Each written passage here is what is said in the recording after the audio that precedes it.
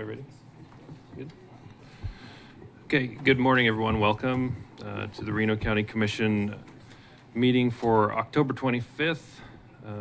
Call the meeting to order. Second item of business today is the Pledge of Allegiance, followed by a prayer by Roy J. of First Southern Baptist Church.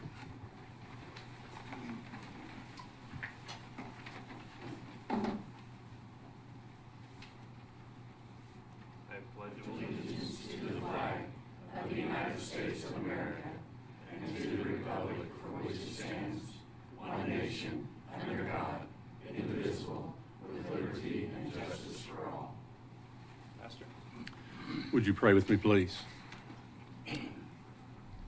Lord, we thank you and we praise you, and we pray to you because we trust you. We depend upon you. Thank you for the rain. We praise you and give you all thanks for that.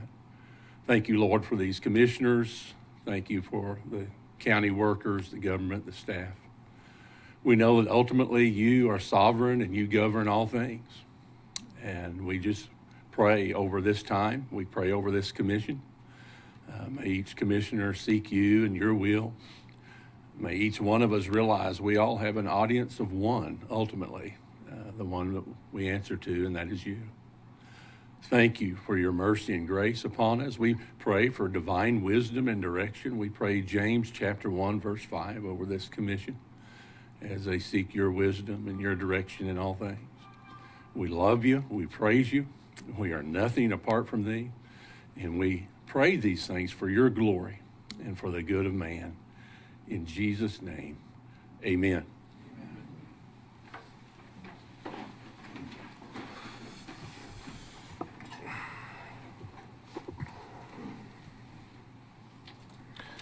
Again, welcome everyone to our meeting this morning. It looks unusually packed. I do believe most here are for either to observe or comment in item 7A, and so we will, absent the commission saying otherwise, I think we will take public comment at 7A, not at item 4 for that item. So if you have, if you'd like to comment on 7A, we'll take that at the beginning of that item. Is there anyone here for public comment for an item not on the agenda this morning? Hearing none, we'll keep moving. Does the commission have any additions or revisions? None. Commissioner Bogner. Oh, no. Good. Okay. Sorry. No problem.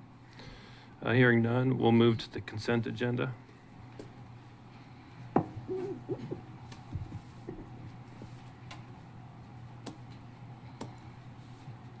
To approve the consent agenda.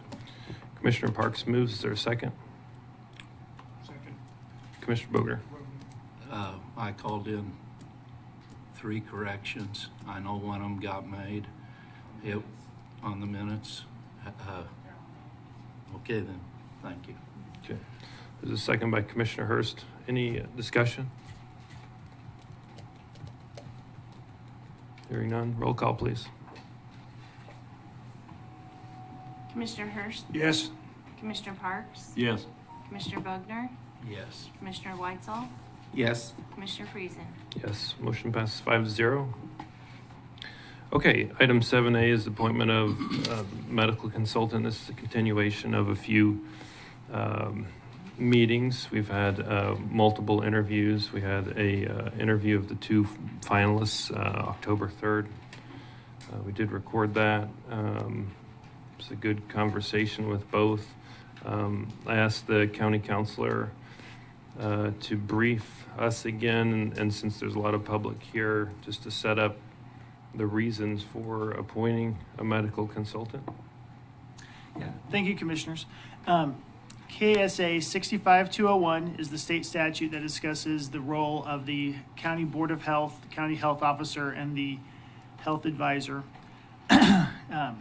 Basically, every county in Kansas has what's known as a health officer who can make some independent orders and who consults with the Board of Health, which are the county commissioners, on And then the county board of health makes any decision that's a health order that affects the general population. There's a whole list of specific things. In counties with a population under 100,000, the health officer does not have to be a physician.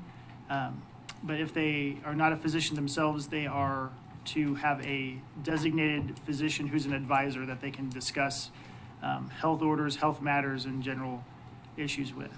So the health officer is appointed by the Board of Health to be the person that the health officer is appointed by the Board of Health, and the health officer advisor is appointed by the Board of Health, so they can work together and then advise the county commissioners if when acting as the Board of Health on public health issues. So that's why we're here today, is to review and determine who the health advisor will be that will interact with the health officer. Thank you. At this time, I think what we'll do is we'll do this conversation in this order. First, we'll take public comment. Then we'll ask staff if they have any comment. And then we'll close public comment and then have the commission deliberate and take a motion. Any objections there? There are none. Okay. So we'll open this item up for public comment for anyone that wishes to speak to the commission today. Please just approach the podium, state your name and address for the record, and please limit your time to approximately 3 minutes.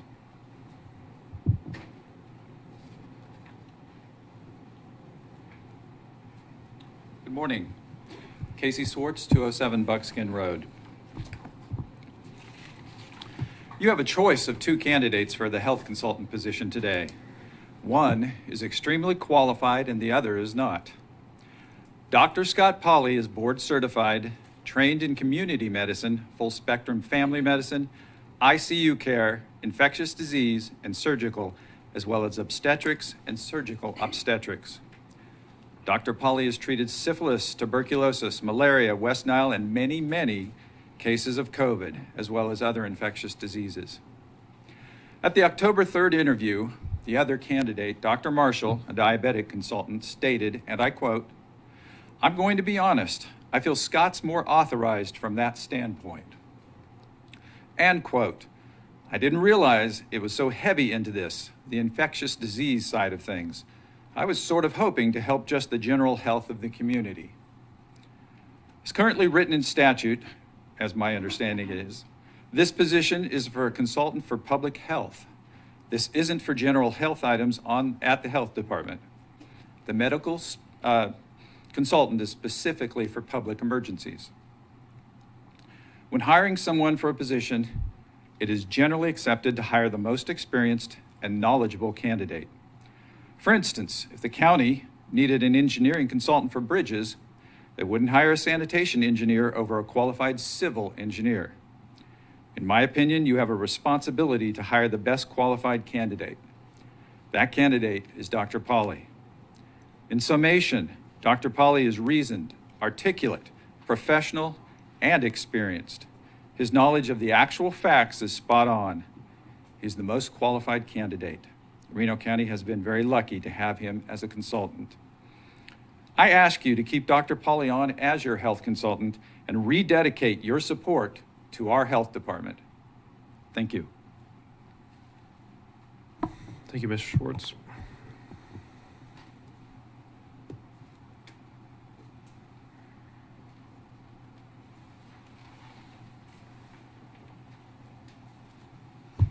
Good morning.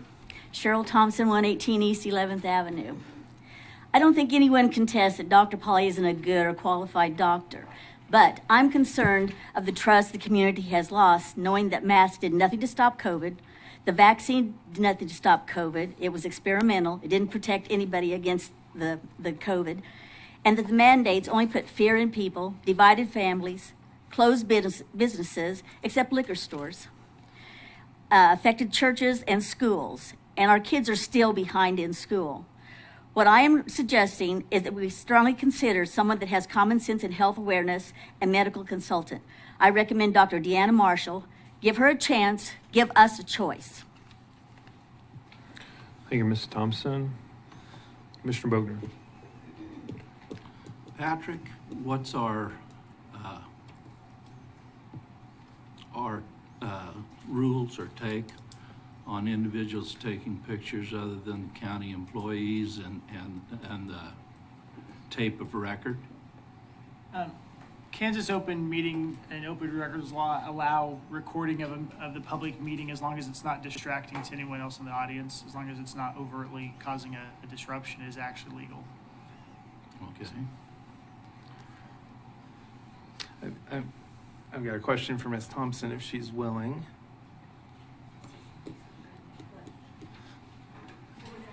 I've got a question if you're willing. Yeah.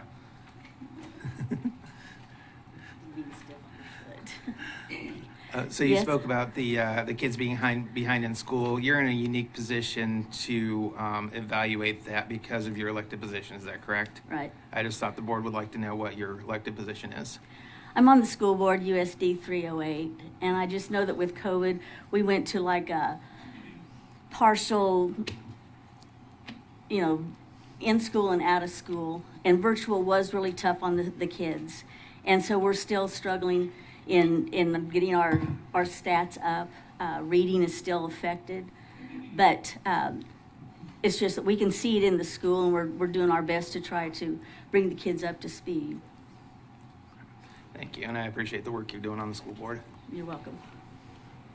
Chairman, I want to just bring out a point that the governor made the mandate for masks.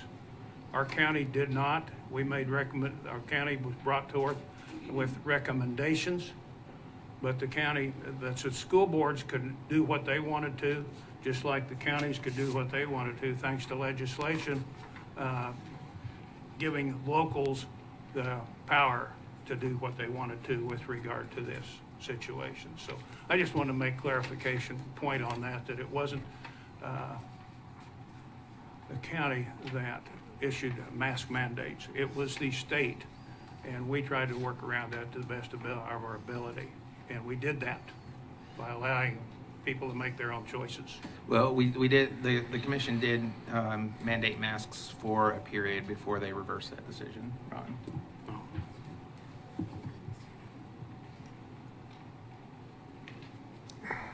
I just thought I would go next. I'm Laura Meyer-Dick. I'm actually on the Bueller School Board, so I thought I would follow up with her. Bueller did not actually experience a setback in our students. We do have some effects.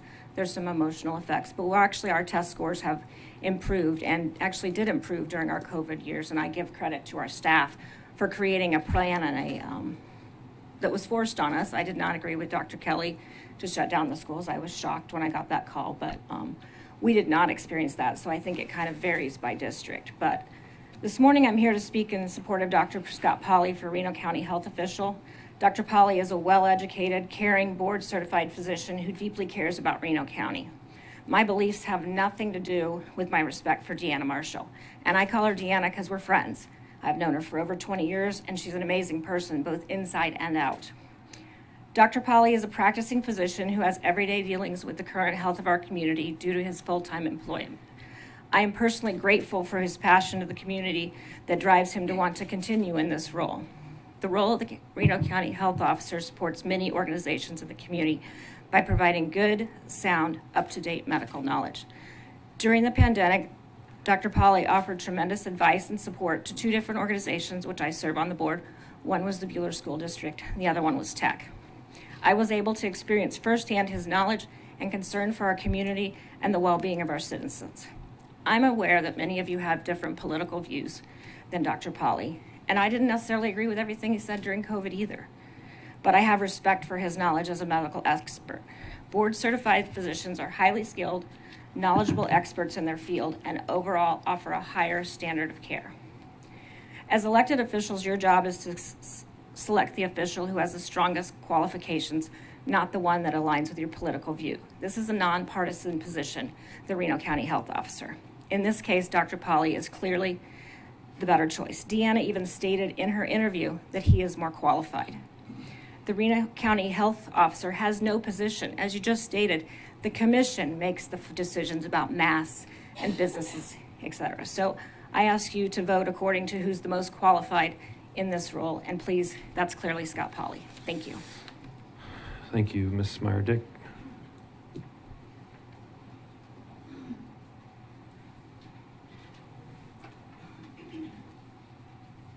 My name is Larry Cups, and I'm from Haven, and I didn't plan to speak. I just want to tell you from my experience and how important the knowledge and experience is of the person that's treating you. Approximately in 2011, I believe it was, I contracted meningitis, bacterial meningitis. I was in a coma for 7 days. My family experienced the heartbreak of having been told by the doctor, 1, he will come back brain damaged. 2, he'll be dead. 3, he'll make it. During that period, there were 7 people that contracted that disease, similar to West Nile virus, the effects.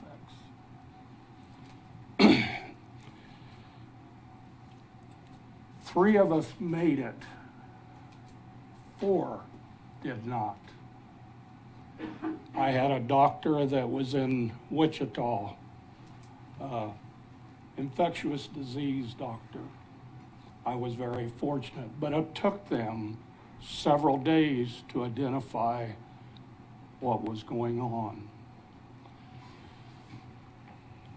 I can't tell you, when I came back out of this, and I tell people, I can legally, if I sound crazy, maybe it's from the disease. But it's important to understand that if you're laying there in a bed and your family's going through these things, how important it is to have somebody that has the knowledge and the experience. Fortunately, my doctor had that experience and that knowledge. And the last attempt to bring me through this was their last one that he had knowledge of that was experimental. And fortunately, it worked. But even after that, it took me approximately 2 years to regain any kind of energy and so forth to be able to come back and function. And I had several seizures during that period of time. In fact, I had a new employee come into my office asking me some questions, and it scared her because I just went. I had a seizure. And so I'm just saying, from somebody that has experienced a true, in fact, it was my doctors that told me that you had a near-death experience. How important it is when things come to that point that you have somebody that knows what they're doing. And that's all I'm going to say. Thank you, Mr. Capps. Commissioner Parks. Yeah, thank you, Larry. I appreciate that. I'm sorry to hear that.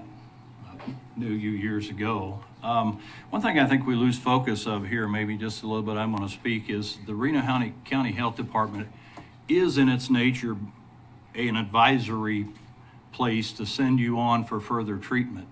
No matter the physician that sits in that position, I want people to realize if that kind of a situation arises, they're going to do a certain amount of research to figure out what to suggest anyway. Not all doctors know everything. I think we have a doctor and probably tell us the same thing this morning here. So if something arises, they're going to send them and advise to go on to the regular physician or the hospital. We're not a treatment facility.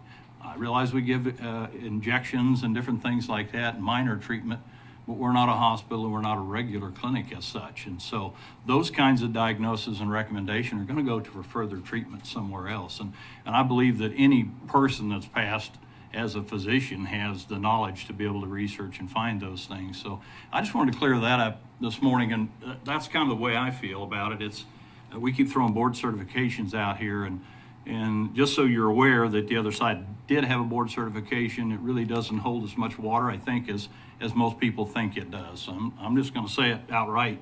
That's just the way things are. And when they come to the health department, they're going to be advised to go on for further treatment if they have a serious illness. We don't treat those things there. So, you know, I'm going to leave that there, be done with it.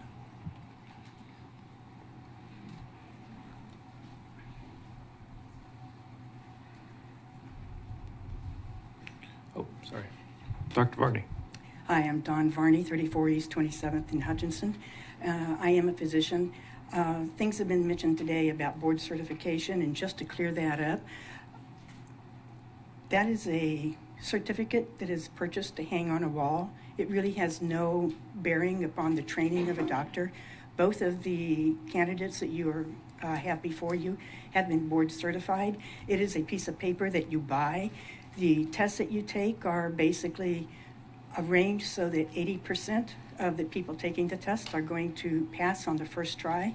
There are unlimited numbers of tries that you can have. All you do is you pay the money to take the test again and buy the certificate. So both Dr. Polly and Dr. Marshall have been board certified. She's no longer actively practicing every day, so she's chosen not to spend the money to buy another certificate. Thank you, Dr. Varney.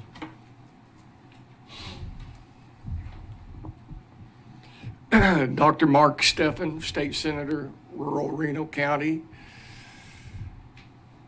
As a physician, as the only physician in the State Senate, I am afforded the opportunity to talk to groups much like I am today. And frequently those groups have a unifying commonality, and that's typically the insatiable thirst for the truth. In fact, Sunday, I was in Kansas City Convention Center. I got to speak to a group of 1,000 people from every state in the union. And that's what I articulated to them, was that our commonality was seeking the truth. Now, when you bring that down to Reno County, or you bring it down to any county, that doesn't ring true. You have those that have a penchant for seeking the truth, the scientific facts. You have a whole big group who doesn't pay attention and doesn't care at all. And you have those who pursue a narrative. And that's where we ended up. That's where we ended up with Dr. Pauly. He pursued a narrative. He pursued the CDC narrative. And that's where he got into trouble. And as I mentioned, and as I spoke at the interview a couple of weeks ago, this is a job performance. You know, all the board certifications in the world don't make up for judgment errors. And that's what we saw. We saw Dr. Pauly promote and support the school closures, promote and support the business closures, support and actively participate in groups that were drumming up fear. You know, partnering on Zoom calls with the chamber, with a lot of the leaders of our nonprofits, and they just promoted fear throughout the county. Very problematic. The test, he was so on board with the PCR test. He fell in line with the narrative. He didn't do the research to understand how the test worked and how it didn't work. And that allowed confusion, chaos, and fear to reign. So all the board certifications in the world don't matter if you can't bring it down to common sense and understanding of the scientific data. He promoted masks. He indicated that the virus was the same size as sheetrock dust, when it's exponentially smaller, easily passing through any mask. And he didn't understand that. And that's okay. Mr. Parks is right. We don't know everything. But when we go out in public, we have an obligation to seek the truth, speak the truth. We knew there was multiple studies showing that masks didn't work to prevent the spread of viruses. He ignored those. He continued to ignore those in the interview 2 weeks ago. He continues to ignore the reality of the COVID vaccinations and its problems. He didn't understand even 2 weeks ago that it is still listed as experimental. There's knowledge gaps here because of the dedication to a narrative. We don't need that in Reno County. We have a wonderful applicant in Dr. Marshall, who I've watched and been a part of helping her and benefiting from her ability to sort through the data and make good, unbiased recommendations. This is a job performance. This is nothing against Dr. Pauly, but he failed. And to make matters worse, there has been no remorse as to that failure. He basically doubled down on it 2 weeks ago with his continued misstatements as to scientific accuracy. So it's time for Reno County, in the best interest of the citizens, to move on. The hospital's moved on. There's basically nobody administratively left. Very few physicians who took care of the COVID patients left. It is time to move on in the best interest of the citizens of Reno County. Thank you. Thank you, Dr. Stephan.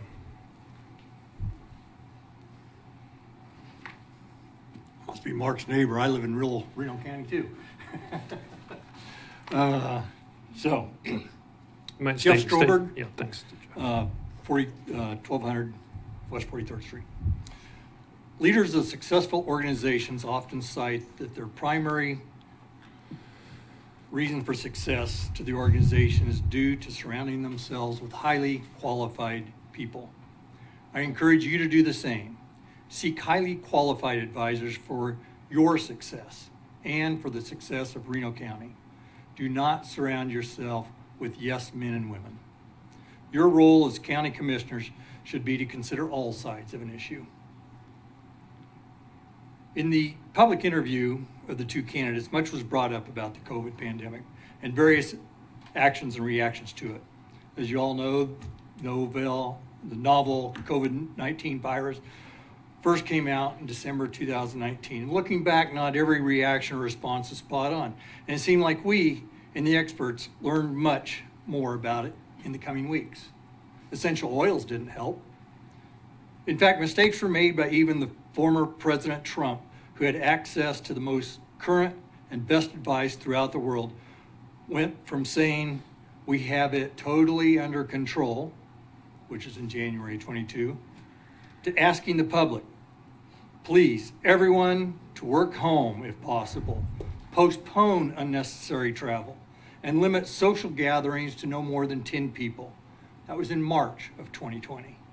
That same day, Trump stated that he has always known that this is a real pandemic. I felt it was a pandemic long before it was called a pandemic, end quote.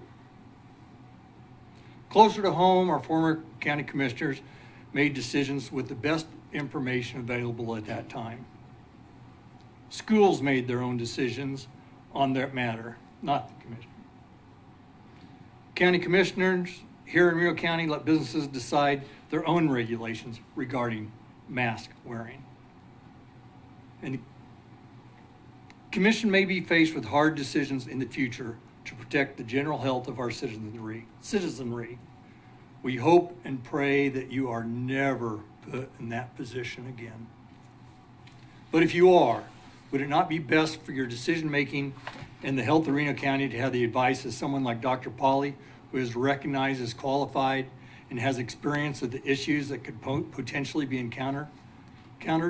Dr. Pauly has treated syphilis, tuberculosis, malaria, and West Nile, as well as many other infectious diseases.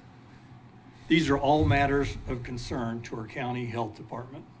Or would you prefer to take advice from someone like Dr. Pauly, who is willing to do research into an issue that she may have little experience with, who is not board certified, and has never treated several of the infectious diseases that can affect our citizenry? In fact, as stated earlier, Dr. Marshall said, I'm going to be honest, I feel Scott's more authorized from that standpoint, and I didn't realize it was so heavy into this infectious disease side of things. Consider her advice on this matter. She has given it to you. I encourage you to make the best decision possible of these two candidates by appointing Dr. Polly, and let yourselves be challenged in the future so that you will make the best decisions that you have the authority to make for the health of all the men, women, and children of Reno County. Everyone in Reno County deserves only the best. Thank you. Thank you, Mr. Strober.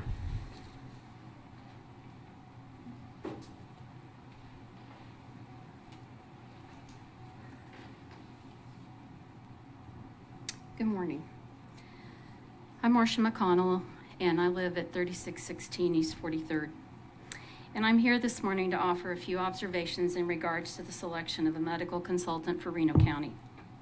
I'd like to preface my comments and say I don't know Dr. Polly or Dr. Marshall any more than to know who they are when I see them. They were recently interviewed and public comment was allowed in regards to their abilities. I found it interesting that one of the individuals commenting was revisiting the COVID crisis from 3 years ago and regurgitating his disdain for Dr. Polly and the actions taken or not at that time.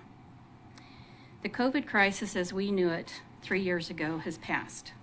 That ship has sailed. Hindsight is always crystal clear, and it's easy to criticize and spout what should have been done now that it's behind us. I believe the employees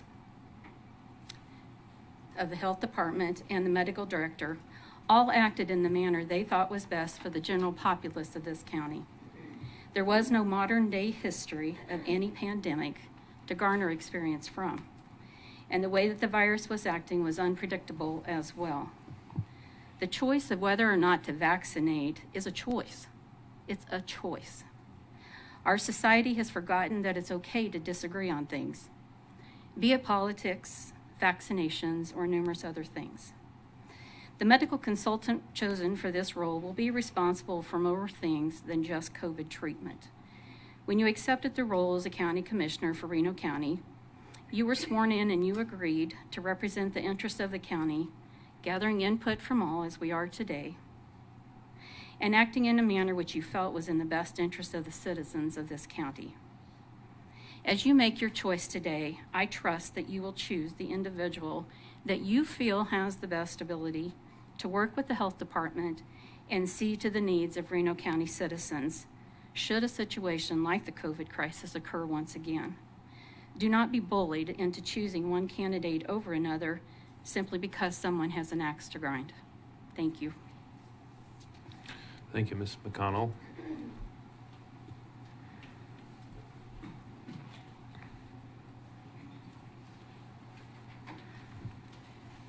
I'm Lynette Krieger, 1040 Wheatland Bueller. Thank you, commissioners, for allowing the public to speak. Your role as our elected Reno County commissioners, paid by our tax dollars, is to act as the County Board of Health. This is a heavy responsibility that I know you take seriously, as I noted in reading through the transcript of the October 3rd meeting. As a County Board of Health, you are advised by a licensed physician that you appoint as a local health advisor. That person also acts as an advisor to our local health department. I stand here today as one of your Reno County constituents to ask that you consider the qualifications of Dr. Polly, who has experience in public health, infectious disease, and is trained in epidemiology. This past week, I had a very civil conversation with Commissioner Bogner and Friesen and respectful email responses from 2 other commissioners, and I thank you for that respect. We do know that the health department is not responsible for mandates, coercion of medical procedures, or taking on the role of shutting down local business. In fact, it is a disservice to accuse the health department of these actions. Dr. Polly was very clear about his role as an advisor. The best health department does its work behind the scenes, as noted in 2017 when there was a salmonella outbreak and establishment of hand washing things were placed at the state fair as in relation to that, and also when there was a hepatitis outbreak in the community, prior to COVID. They handled both of those situations as a health department would do. In addition, our Reno County Health Department is a national leader in addressing substance abuse and the fentanyl crisis in speaking at conferences at the state level and in Washington, D.C. in the past months. Their work as a Reno County Health Department is recognized as they mentor other health departments across our nation.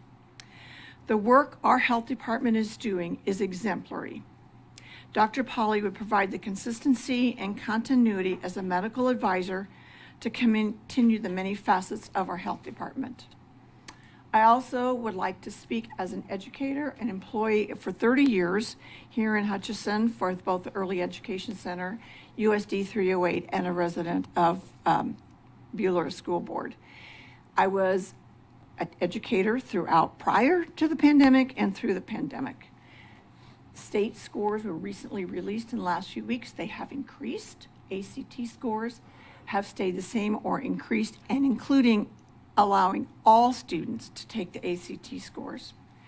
I was moved into, did kindergarten virtual for families who chose virtual at the end, and I can tell you that my kindergarten kids excelled in their reading and kindergarten skills based by the Kansas State standards. It was hard work.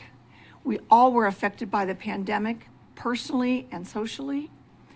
The schools did a great job of continuing to do that in spite of a century-known pandemic, and I just want to speak to that as a public school educator. Thank you for your time. Thank you, Ms. Krieger.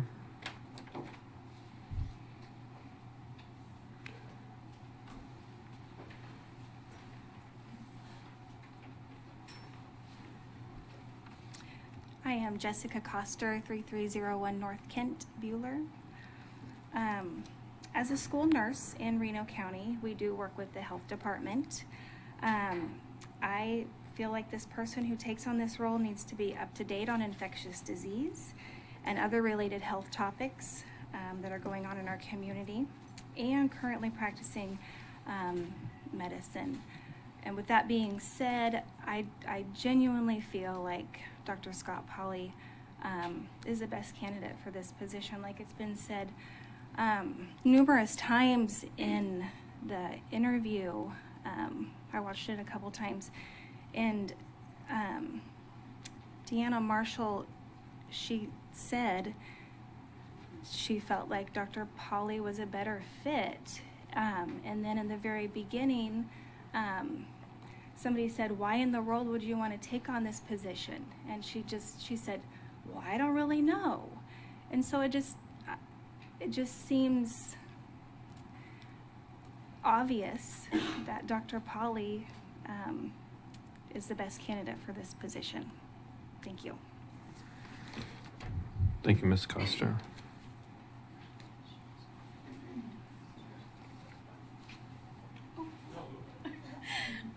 Good morning. Liz Schmidt, 1010 Rainbow Court. I'm also a school nurse for USD 313. And I just want to echo what Jessica said. I do also support Dr. Polly for this position. I feel like as a school nurse, it's helpful to have a resource who is currently seeing what is trending in our community as far as illnesses. We do rely on the health department as school nurses. COVID was a difficult time, and we really appreciate all the support and help we received from them and Dr. Polly. I just ask that as you make your decision to please not let COVID be the focus of that. I feel like a lot was learned from that time, and it's in the past. And I feel like, honestly, I was surprised that it was such a focus of the conversation at your last meeting, because it's really not in our day-to-day at school anymore. And there's a lot more that we deal with than COVID. And chickenpox, I've had whooping cough before. I mean, we have to work with the health department on multiple issues. So please just keep that in mind.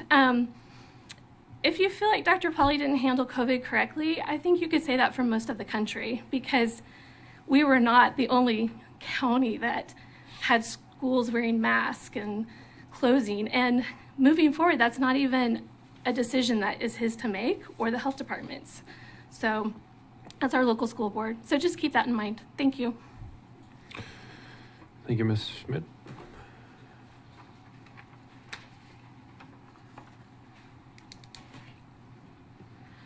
Good morning, Commissioners. My name is Nick Reinecker. I'm from Inman, Kansas, 504 South Maple, and I am here today just to tell a little bit about my story, what I went through in Inman. I think that one of the things that's missing from this conversation is that everything should be underpinned by the Constitution of the United States and in the spirit of the Declaration of Independence. And so I think whatever doctor you choose, they should have that as kind of their framework as they go along with their medical training. This is for our posterity, the future of our country, and we should just say no to fear. We have a bottom-up system, not a top-down system. And if we're ready to die, we say pray to Jesus, then we should live and not live in fear. Medicine, could be an argument of whether it's 51% art or 51% science. It takes that art level to make that science, I think. And so there needs to be some accountability. I think one of the, we should err on the side of liberty and not just go along to get along, because we must be ready for future incidents. And if we overreact, we're going to tear this country down even more and eliminate more liberty. So when I figured out that this was kind of a scam, was with the executive order by Laura Kelly, Governor Kelly, Executive Order 2052, that made it required to have face masks or other face coverings. And so when I told my children that they didn't have to go to school, they were given a letter said that they could not participate in school because they weren't wearing masks. And so what I did is I took a Superman cape and I cut out part of it and I had them wear this. And this was acceptable for them to go back to school. So if you think this is doing anything to take an aerosol virus out of the situation, then we got bigger problems than we're dealing with right now. I don't want to take up time of this county commission because I do live in another county, but I wanted to come and voice my concerns. There was an SB 40 deal. I tried to do a case with the SB 40 against USD 448, but was denied to even hear the case because of how the bill was made. It made the citizens not even be able to be heard in the situation. So I could go on for hours, but I will respect the county commission and thank you for allowing me to speak today. Again, Nicholas Reinecker, Inman, Kansas, Constitution. Thank you, Mr. Reinecker.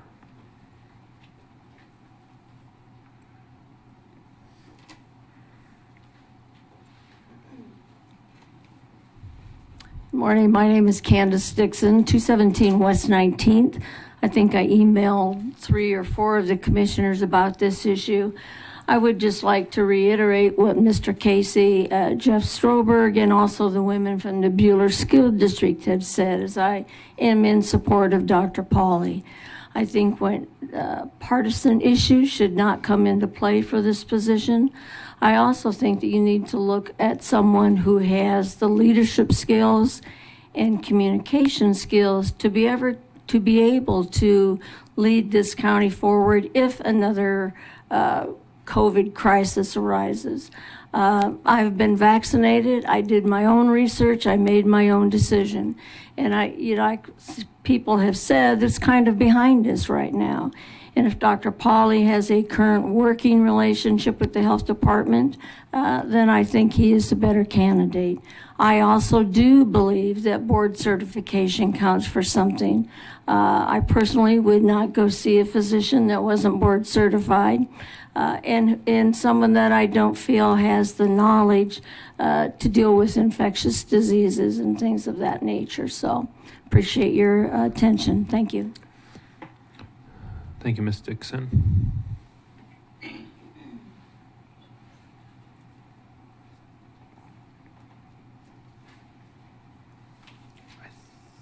think I saw everybody that said they were going to speak come up. Anybody else? Last call.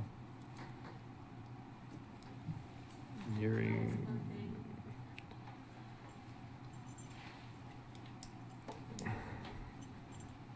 Casey Schwartz took a picture of me in here. He did not have my permission, and I'd like to ask him to delete that picture. Well, Is that okay? Ms. Thompson, I think, as the county counselor said, this is a public area, so you can take pictures of anyone. I mean, it's like Google taking a picture of your house, you know, it's, Okay. right? Please don't post that, Casey. Uh,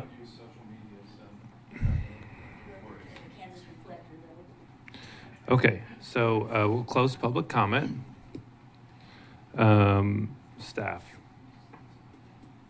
I did want to just reiterate, there's three beings. There's the Board of Health, there's the health officer, and the medical consultant. And I think it's important to remember that the legislature did make some changes so that only the Board of Health can make an order regarding masks, size of gatherings, closing business, controlling movement, or religious gathering.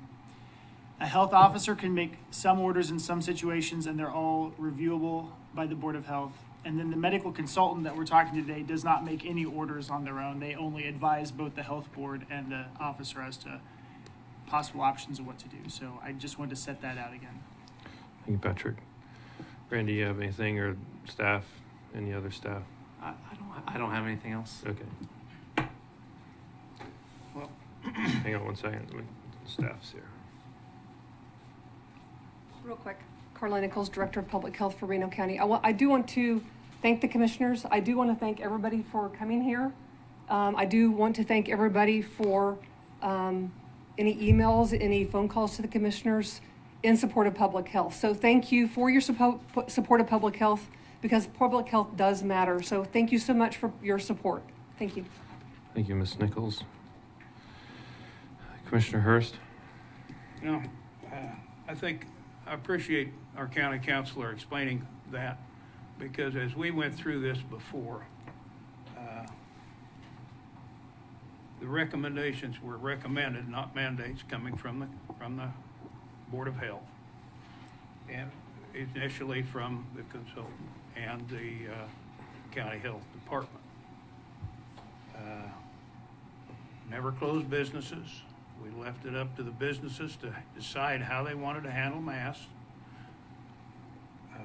We did make some word changes in there, so that allowed meetings to happen greater than what the governor wanted.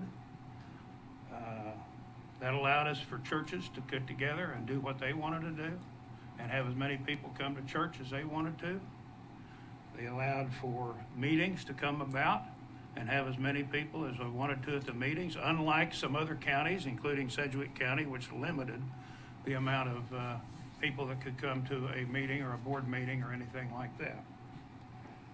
We had events that we had a lot of conversation with, and that was Pretty Prairie Rodeo, Abbeville Rodeo, and the races, the national stock car races.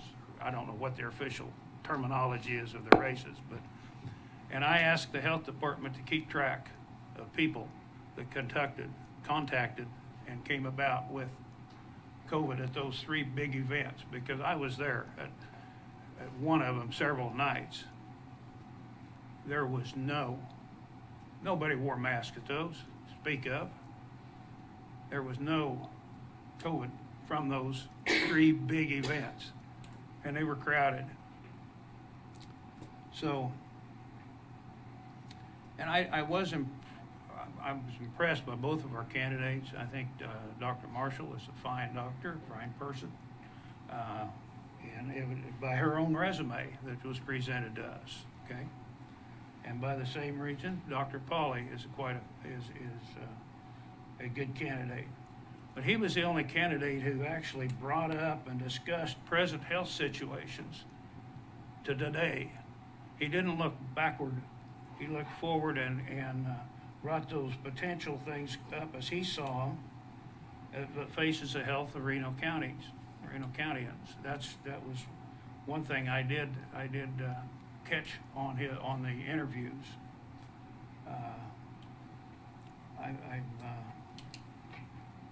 And like we all heard, with regards to what Dr. Marshall felt was the most qualified and with regard to infectious diseases too. And I think our citizens deserve a health department consultant advisor who is a general practicing physician who's involved full-time in the most areas of practice, forward-looking doctor. And so, and I'm a little, quite frankly, I never thought we would be in that position to have the degree of partisan politics show up at the local level. I won't say I'm ashamed, but I am a little upset with this. I just think it should be left out of it. And let's look forward and let's try to figure these things out. Because the final decision is still up to the commission, no matter what. And for that reason, I would move to appoint Dr. Pauly as Reno County Medical Consultant. There's a motion. Bring up discussion. There's a motion to approve Dr. Pauly as consultant. I'll second the motion. Discussion. Go ahead if you want, Don. Well, turn your mic on, Don. I thought I had it on.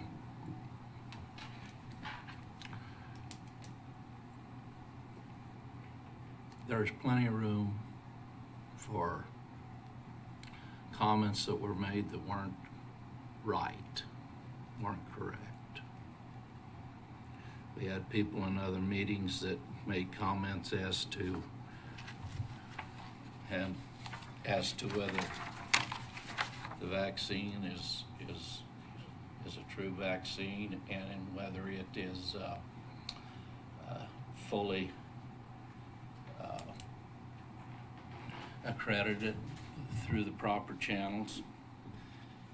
And people have made comment that it is. I asked the public, I asked Carla to furnish me with this because I didn't have time to get my own back out and in the file for my mother that I signed. According to this, it's a, what's the terminology? EUA, emergency use authorized.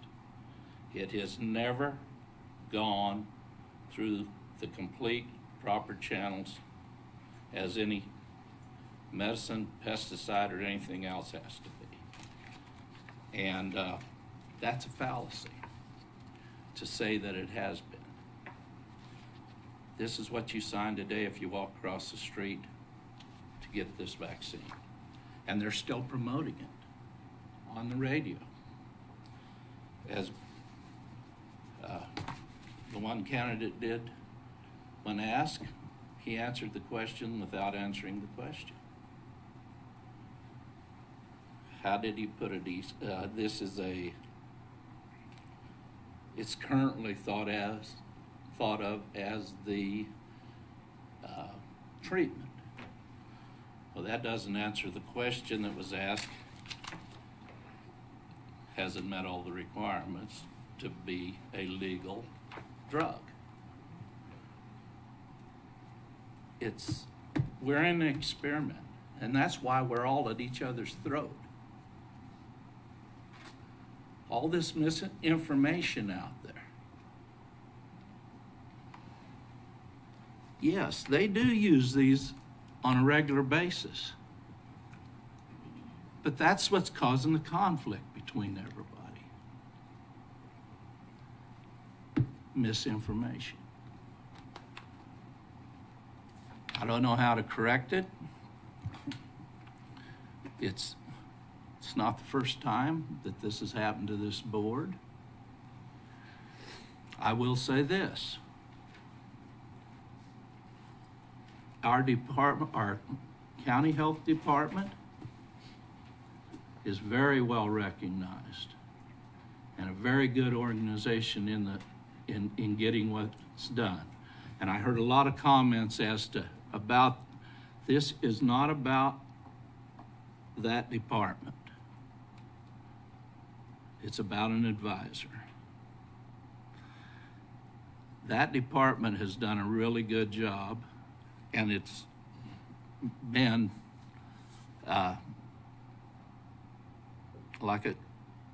they've gotten many awards for the good work they do, and they're well recognized, is what I'm going to say. We're fortunate to have it here in Reno County. What we're into is who we're going to have to advise, them and us. And I don't like people making statements that aren't right, because those statements, one, cause conflict and make it hard to get a consensus to do the right things. And maybe I started one way, I came in the other way with a different decision, and I decided I was going to wait and listen today and see what came up. The reality is, there's so much information on so many terms, and it does matter, because a lot of the question here is what the gentleman from Inman put up. Who has the authority and who's taking away whose rights? And when I visited with many of the physicians, they called me. I talked to more doctors in the last 3 days than I'll probably ever talk to in the rest of my life.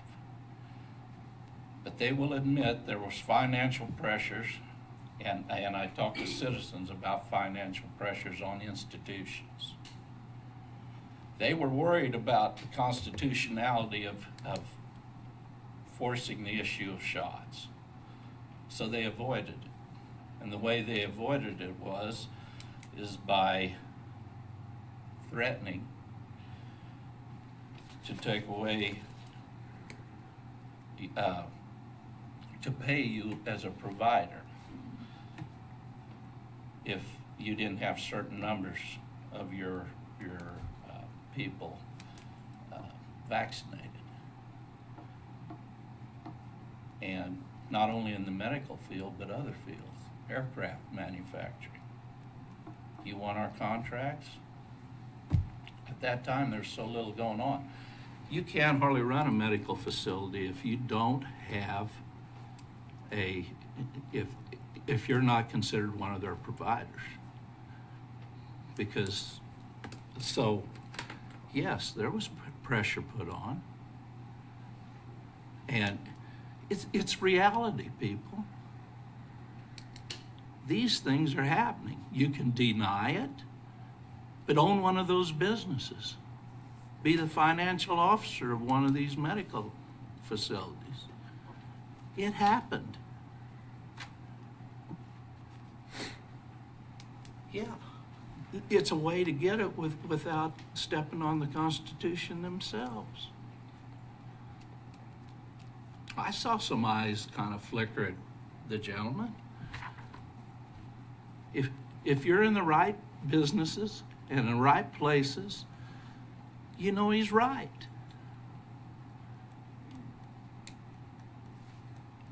I don't know how to. This is the worst decision I've ever had to make in my life because it controls so much for so many. And there's only a few people that actually acknowledge that when they talk to me.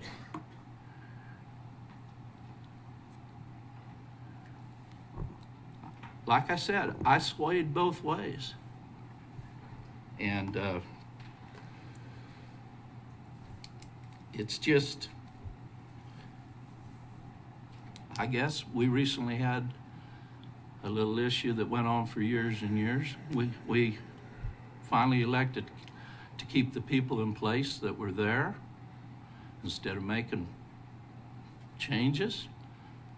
But we changed a whole lot of what went on in that department and changed the law like our legislatures did on the state level to clarify what should have happened here. I'm sure we're not the only county that went through this. Or they could have never got the votes to change the law to clarify the language in that law. So, having said that,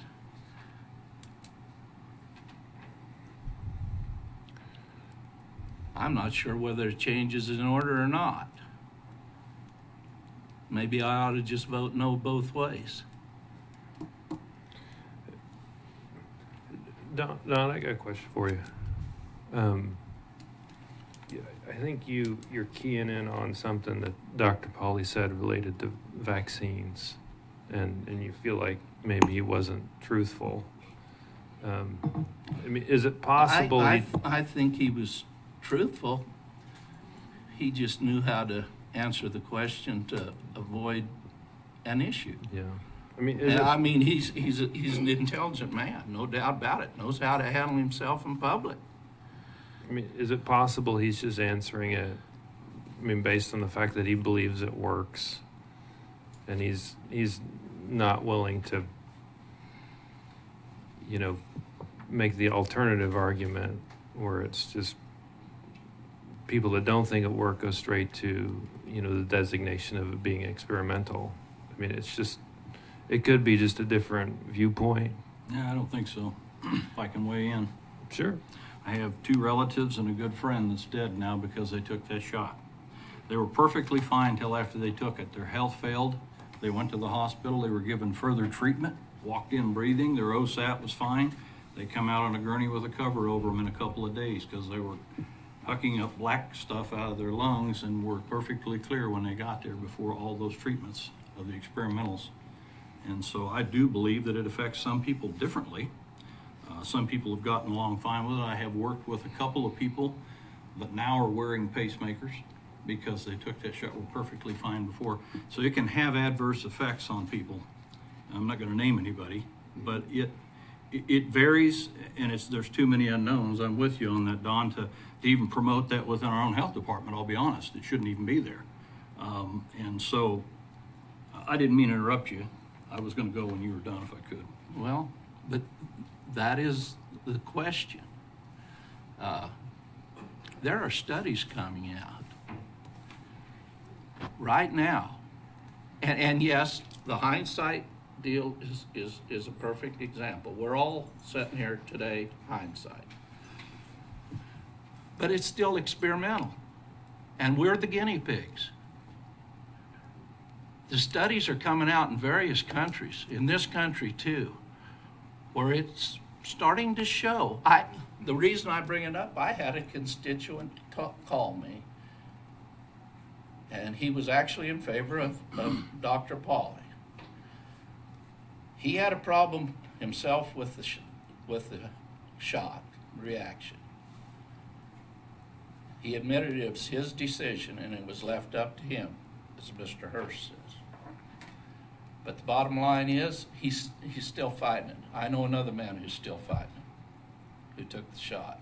Kind of forced into it by his job. Everywhere you see him, he's got that bottle of water with him, and he'll tell you why. That's the first part of it. The second part of it is, nobody is interested in going and looking at why these things happen. A month and a half ago, I asked a question: did anybody, the health department happen to be here, does anybody know, in the Hutch News, big article, all the statistics from several countries, why in the last 5 years we suddenly have all these heart attacks in young people, and I know 2 of them that died from very athletic people, exercise daily, dropping dead. But it comes out that these new studies are showing that and the reason the new studies are showing that if you took the shot versus not taking the shot, you have a larger percentage of being infected again by the disease. And the more of the shots you took, the higher the level of that percentage goes. And this is not only in this country, but all the other countries. What is, on both those cases, the one thing that happened worldwide? Can't be pinned down. It's this pandemic and the shots. Or the shots. I'm not saying and. But nobody has researched which it is. So until we get some research here, we know the facts. Those are facts, hard numbers, studies with certain populations. Do we continue in that phase? Like I say, they're advertising right now, come get your flu shot and COVID shot combined. If every time you booster yourself, those stats show you're getting in you're raising the percentage that you will get it again. So at that point, who do we choose? Do we choose to keep going down the same road? Do we make a change? I mean, this is a tough decision, and it's hard to know what side to be on. Donna. And with that, I'm going to shut it off. I have a question for you because you had some great comments, and I know this is like personal for you on certain levels, and it is to a lot of us, and I appreciate that. But do you think no matter who we choose here today, that's going to change how the health department advertises COVID vaccines? I don't believe it was our personal health department that advertised it. It's a national campaign. I'm just saying, you know, you mentioned that, hey, you're worried about, like, who we pick could affect, you know, how people choose to take or not take the shot. And my question is simply, no matter who we pick, do you think that's going to change? Like, I know there's, I know we have the authority to direct the health department, and we can change that. But no matter who the health advisor is, do you think they're going to change, you know, the direction of the health department? Don, do you mind if I answer that question? Because I do have an answer for that question. Well, it's possible. Yeah, okay. So my answer to that question is the leadership in the health department, including Dr. Pauly, seem to all have the same or similar opinions on this. You know, one person spoke up about about yes men, and I mean, I think when you've got, you know, several people in the highest parts of an organization that think one way, it might be a good idea to have somebody in that organization to challenge their beliefs and question, you know, the way that they've always been doing things. So yes, I think if we change the health officer, I think it can have changed the way that the health department operates, because it will offer a different point of view that's not part of the narrative that that is the reason why this is so political. So you think Dr. Marshall is going to change the opinion of the health department that will side on the side of KDHE and CDC every time? I think having somebody in there with a different opinion or willing to do different research and not just accept what the CDC says can make a difference, yes. But I think if you've got somebody in there that's going to follow the CDC recommendations every time, I think that nothing will change. I spent a year battling the health department. That's not a, you know, it's not a secret. And, you know, it doesn't, like, they still feel like, you know, policy comes down from the KDHE and that's what they need to follow. And I don't think a health advisor, and I think this idea that this entire conversation needs to be pinned on, you know, it's certainly like we can, you know, adjudicate history if we want, but like the only reason we should even be talking about this is if we think this could happen again, number one, which is possible. But I mean, the practicality here is that, you know, we've had school nurses and everyone else say, hey, we need like real advice for what's going on now, and we need expertise for that. And to suggest that like we need to make this decision based on a worry of something that isn't in the control of that person, but it's actually in the control of us, does not make any sense to me. Right. Well, and Randy, you mind if I go first? Okay. Commissioner Weitzel. So I was on the Haven School Board during this whole deal. And one thing I was told by several county commissioners at that time was, well, there's a lot of studies both ways, and we don't have the time or the willingness to look at all of them. And you know, quite honestly, there's a lot looking into studies and white papers where if you've never done it before, it can be a very difficult thing to do. You know, I do have scientific studies published that were peer reviewed, and so I've got a little bit of insight on not only how to write them, but how to read them and how to look at them. One thing that I did during this pandemic was I looked at as much research as I could. Anytime anybody said something about studies, I was like, send it to me, I want to look into it. And my frame of reference was the Constitution and was personal liberties. And my thought was, if we are going to take things away from people or limit people or force them to do things, then we need to have solid evidence that those things are correct. Not feelings, not hunches, but there needs to be evidence. Originally, I voted to shut down the schools because the information at that time was COVID was 70% lethal and it was coming. But I started reading, I started doing research.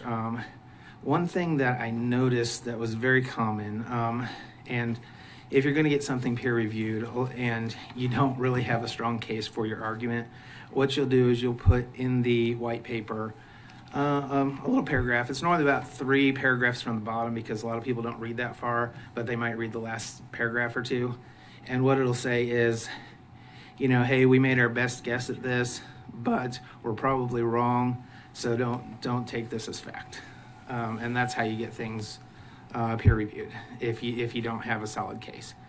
And so I noticed a pattern that a lot of these studies that people were sending me, or, you know, people would send me, oh, well, hey, the Mayo Clinic says this, or the CDC says this, or, you know, I'd go find these studies that they were advocating for, and I'd look at them, and sure enough, that's what they said without fail, every single one of them. I've not found a single study that advocated for anything that we did that didn't have that exception, or not exception, but caveat in there that, hey, you know, we're probably wrong on this. The vaccine, I was one of the first people offered it because I was on the Haven School Board, and I looked at the insert. I read the insert,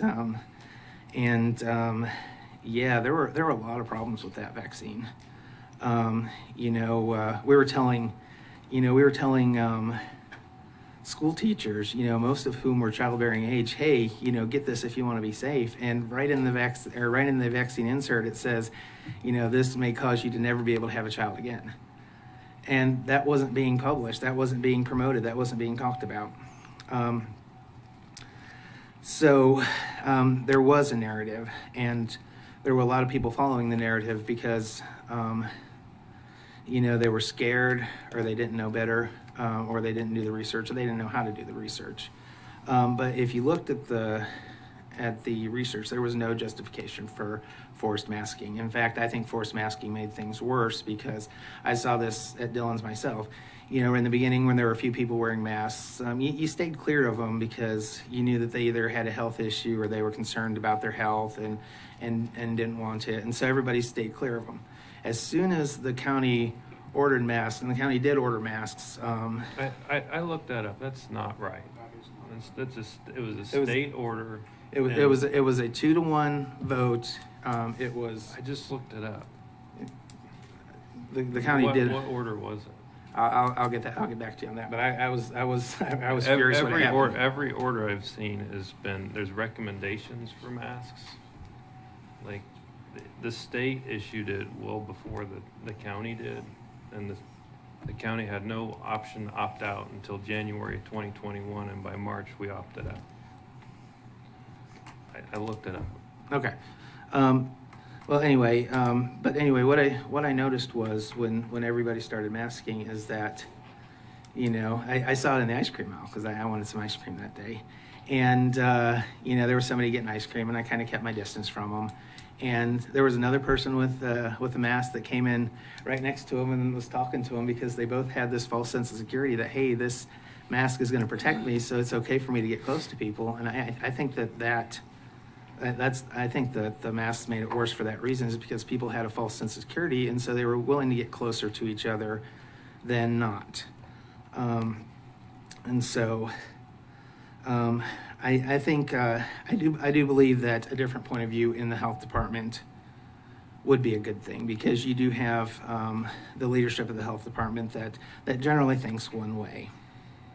And Dr. Pauly, based on my conversations with him, also kind of thinks that same way. And so I think having somebody with a different point of view that says, hey, why don't we look at it this way, or why don't we look at this, or somebody that's willing to, you know, actually read the studies and look into them and break them down, has the time to do that, because, I mean, it takes a lot of time to do that. I mean, I spent hours and hours and hours reading these things. It takes a lot of time to dissect these studies and look at them and see what they're really saying. And I think somebody with a different point of view on the health or on the at the health department, I think would be a good thing. You know, it's a good thing to have somebody that challenges your views. I know during the whole COVID thing, I changed a lot of my views based on input I received from other people and studies I read. And just doing research on it. And I think that's what we need. You know, if I didn't have anybody to challenge my beliefs, I would think a lot differently than I do now. Having somebody to talk to that has a different point of view, I think, is very important, which is why I think that a change would probably be a good thing. So that way we do have a different voice in there. So I don't know. I mean, isn't that our job, though? Like, I mean, we're looking for expertise, not, you know, challenging authority. Like, that's what we do here. Like, we challenge. No, we're looking for an advisor, and we need an advisor we can trust that is not going to follow a narrative, in my opinion. I'm just asking, who's responsible for challenging what's fact and not? Well, I mean, a lot of times we don't get that. I mean, those decisions don't come before us. That's why we're here, like why we're elected. Right.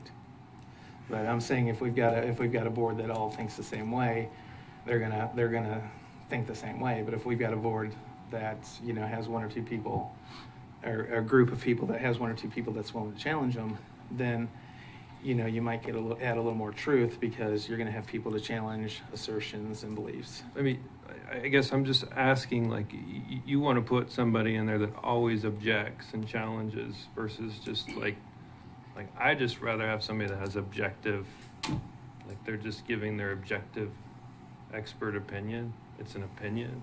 It's not there to like challenge, like, and play devil's advocate. It's just like, hey, here's my expert opinion. You can take it or leave it. It's like any expert. And like, I would we say, can where does that expert opinion, where is it derived from? Is it derived from the narrative, or is it derived from looking at the research? That is our job as the Reno County Health Board, is to study those issues, and then if we don't believe that person that's our advisor, we challenge that here. Right. We should research that ourselves and give us enough. But Ron, the county commission didn't do that last time. I beg your pardon. No. You guys said that to me directly. Bob Bush said it, and you said it to me. You said there are too many studies to look at. I don't have time to look at them all. I'm going to go off of the advice of the health consultant.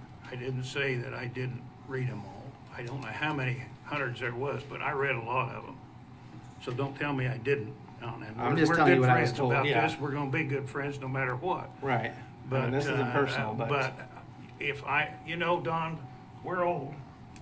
We've all had this thing. You brought it up, and I enjoyed that, and I got to participate on this because he mentioned something about hindsight.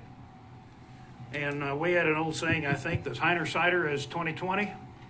I'm not sure Hiner-Sider on this deal is 20/20, even 10/20, because there's so many conflicts out there.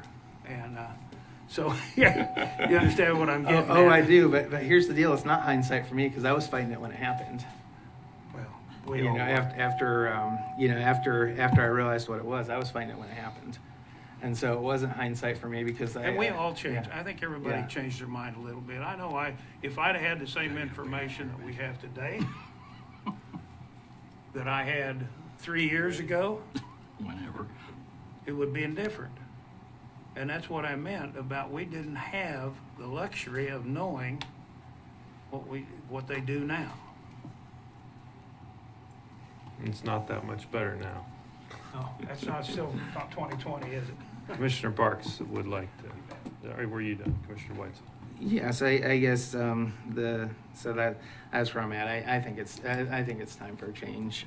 If for no other reason than to have a different voice at the table, to maybe bring some different ideas forward. Whether or not those ideas are acted on is anybody's guess. But I think it's time for a change to get some different ideas. There's no guess there. I can tell you that right now. But Commissioner Parks. Okay, I'm up. First of all, thank you for all the emails from the public that sent them. I did receive them all, didn't get back with everybody, but it was an overwhelming amount of emails both ways, and I appreciate the feedback, I really do. I take things into consideration, and generally I try to reach each person, especially in my district if I can, and even outside of that. I've attended meetings outside my district in other areas because I think it's important to stay informed, as I think we all do, on a lot of the issues. So thank you for that communication. I appreciate it. Some things I picked up in the meeting today, if any of you would know, I was up here, and Dan's always asking if I have something to say because I take so many notes. But I do take your names down. I take down in a short synopsis of what you said. And a couple of things stuck out to me on a couple of people. One person, and I won't call them out, she knows who she is, but she said, we should learn to agree to disagree. I agree with that to a certain degree. I think we should. We put our differences aside for the common cause of something better. But some things we can have to disagree on because they're in a principle it's too deep to ignore. A lot of the bantering went back and forth here about what happened. I'd like to throw something out. A lot of you didn't get us in on private interviews with these candidates like we did and asked some very pointed questions and very candid questions. And a lot of things came out of that. There was some very fluid speakers in there that were very good orators that could speak a good game. And I'm not saying they were saying the truth or weren't. Not everybody's a public speaker. When I was young, I'd run from a book report. I'd be sick and not go to school, and so, I've kind of changed over the years to be able to even be speaking in front of you. It doesn't bother me anymore. I think you speak fluently about what you know. One of the questions come up about Dr. Marshall was, she said, I don't know what I'd do if I take this job. How many people's taken a new job in here and really knew everything you needed to know about what you're going to do when you got there?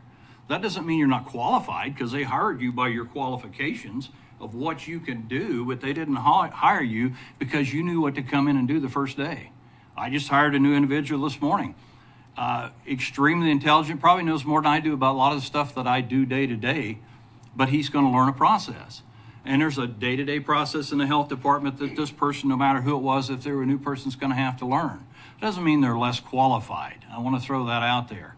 And in fact, one of the things that sticks in my mind about people doing research or not being educated on this COVID thing was, one of the things that came up in the public forum that night was by both the candidates, and there was multiple questions asked. Same question was asked them about this very topic that's been bantered back and forth. And the only one of the two candidates that said, I would like to see more research done into the validity of why we did masks, what the harmful effects were, and see the actual reports of all the studies that's been done. She said, because I have seen them, and I give it away. It's Dr. Marshall said that. She said, I have seen them, I've read into them. I would like to see the ongoing effects of the treatments that we've done. Do they have adverse effects? But she said, I need somebody to answer to why diseases and cancers and things like that are absolutely through the roof now on the rise. Why is that?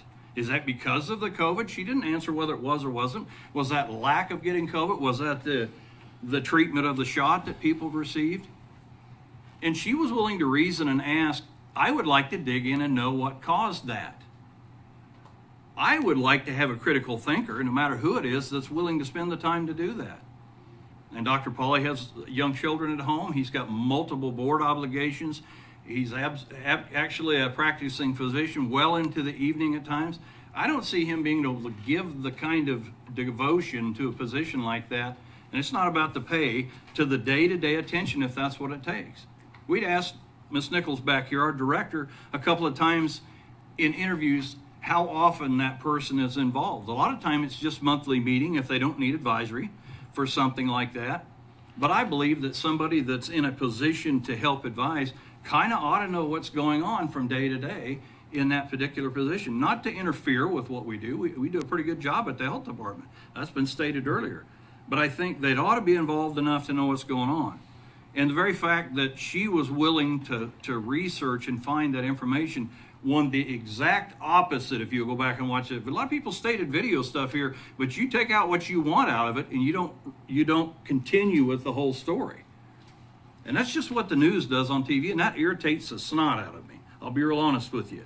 You take excerpts out of there for your own use.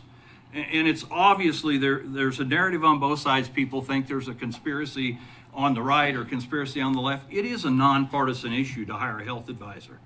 I have no idea whether Dr. Pauly's a Republican or a Democrat. I have no idea about Dr. Marshall, whether she is or not. It is, in fact, a job interview for a position.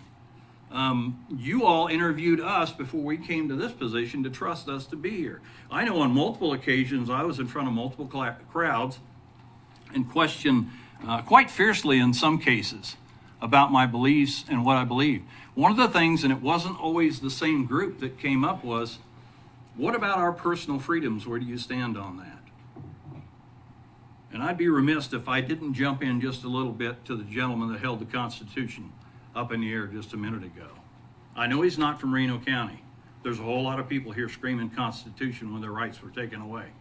I answered to this board a couple of times and asked questions. I realize they've refuted the fact that it was CDC's information handed down, state mandated that. I get some of that. I don't know exactly how I would have reacted if I had been here at that time, but I can guarantee you what I would have done, not violated your personal rights. I will never trample on your personal freedoms and your Bill of Rights. There's a state constitution and a national constitution. And I swore myself into this office to uphold both of those things, and the person that's able to do that best, if we pick a person for this advisor, I don't want somebody that ignores personal constitutions. I don't care if the state, if I was a doctor in that position, told me that I have to do this, I would have stood up and said, no, that's not right. That's against your personal freedoms. I can't make that call because I'm not qualified. That's a constitutional amendment that did not happen. I made this statement here a while back. I don't know if I got gasped or I got jeers, and I didn't really care.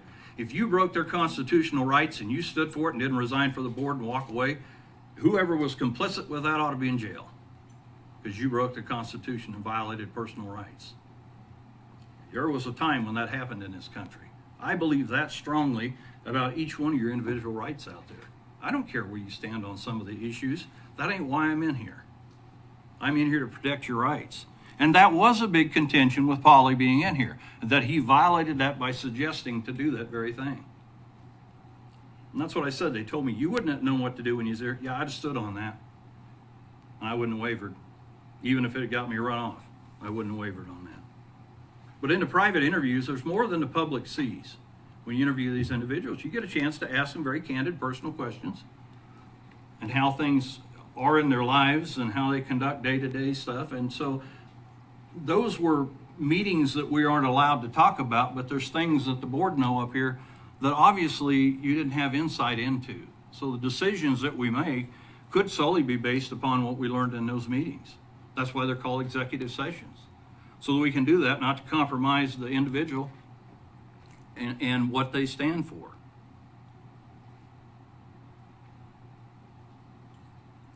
But I know this. The CDC is still recommending that nursing homes wear masks, and they're force mandating shots. I have a brother and sister that works in nursing homes. They both had 4 vaccinations. I have no idea what the outcome would be. I have other family members that have taken that. It kind of concerns me a little bit as to whether or not there's going to be an outcome that's tragic for them. I don't know. I'm thankful I'm not beholden to a shot, to an individual, that I have a higher power that I hold on to. That's what gets me through day to day. But they're still mandating 5 days off in the nursing homes. That needs changed at the state level. We can't do anything about that here. That's total nonsense. All the studies that are out there tell you the masks don't work. All the studies that are out there, there's adverse reactions to these shots, and there's not clear evidence to say that they work or whether they're harmful, and they continue to push that. And our head is in the sand if we think this ain't going to raise its head again. This country is headed for some tougher times. I keep telling Sheriff Campbell sometimes when he's in here, I want you to get fully staffed, because I can tell you times are coming when things are going to get worse than what they are. I want you protected. I want you to be able to protect us. Doesn't have anything to do with this meeting today, but I think our head would be in the sand if we think that this couldn't raise its ugly head again. But out of those 2 candidates, the one thing I want to leave you with this morning is both of them answered that question on the 3rd. One of them said they want to do further research into things to see why. One of them said there's clear evidence that the vaccine works. Now, I don't care that we say the vaccine's old history, whether the masks are old history, whether the shutdown's old history. Somebody's still beholden to an ideology that's coming down from above that I'm not sure we want to embrace here at the county. And one of them wasn't. One of them independently was thinking, what can I do to improve things and make it better?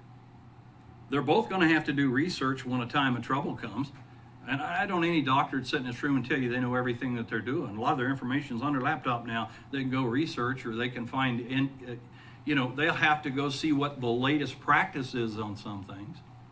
But of those 2, there's a pretty distinct difference in those answers. Nobody brought that up today, by the way, that was in the audience.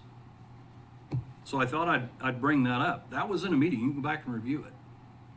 And I think that's a pretty distinct difference between 2 people. One that wants to do the work to find out how to help the right way, and one that'll go along with what's in place and maybe it's not correct. I'll leave it at that. I'm done. Thank you, Commissioner Parks. Okay, I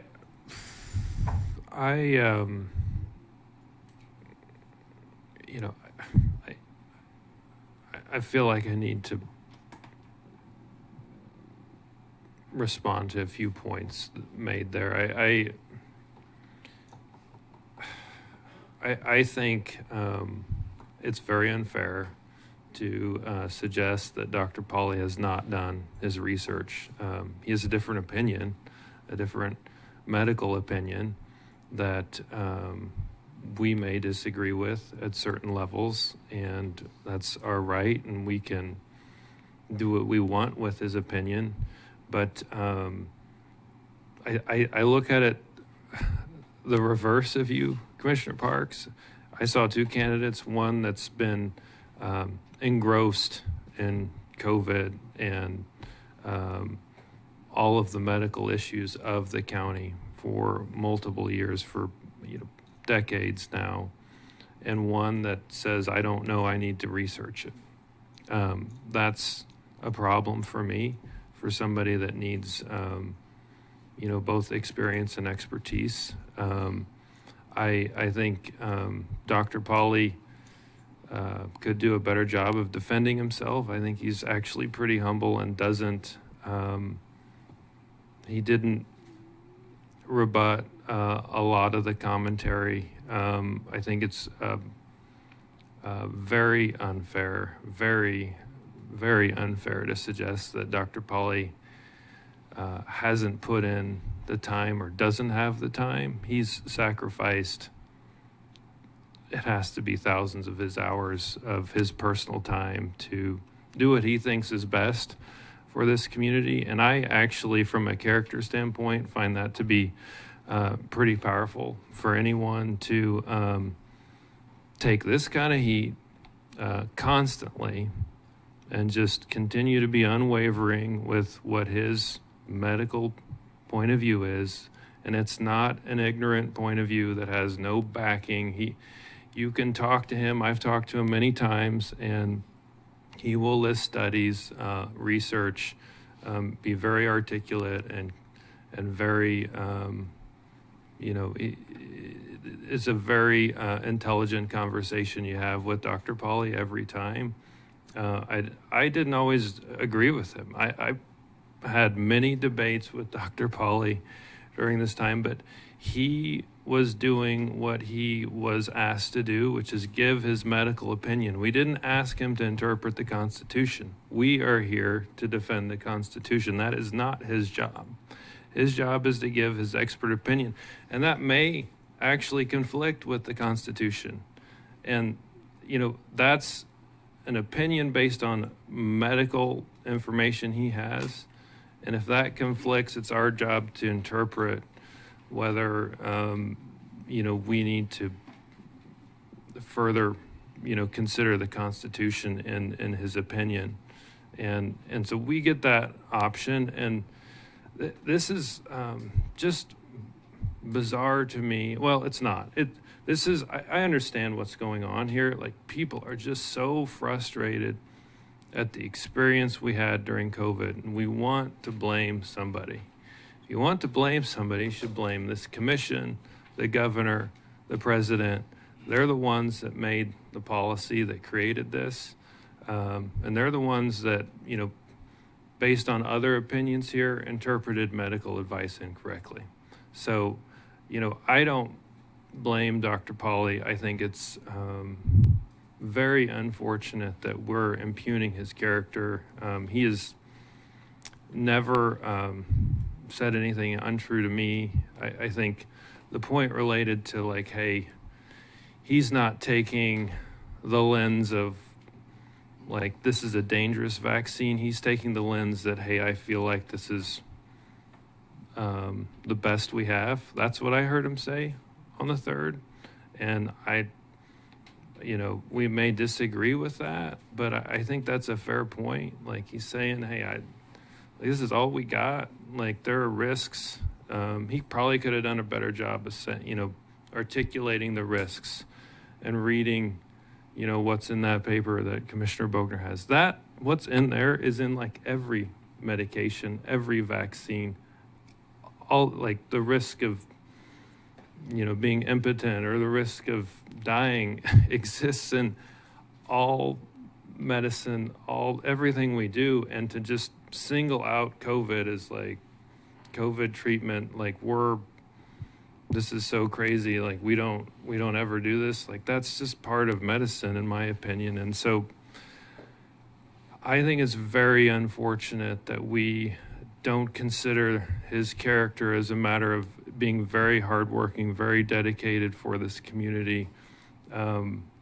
The things he did, that he didn't come up and, like, tout, and in fact, he never told me this. There was just another physician that told me, like, hey, Dr. Pauly's led on a lot of COVID issues that we went through, not just with the health department. He championed the monoclonal therapies. I don't know anything about it. I just know that it seemed to help people. He championed a lot of effort at the clinic to do things differently.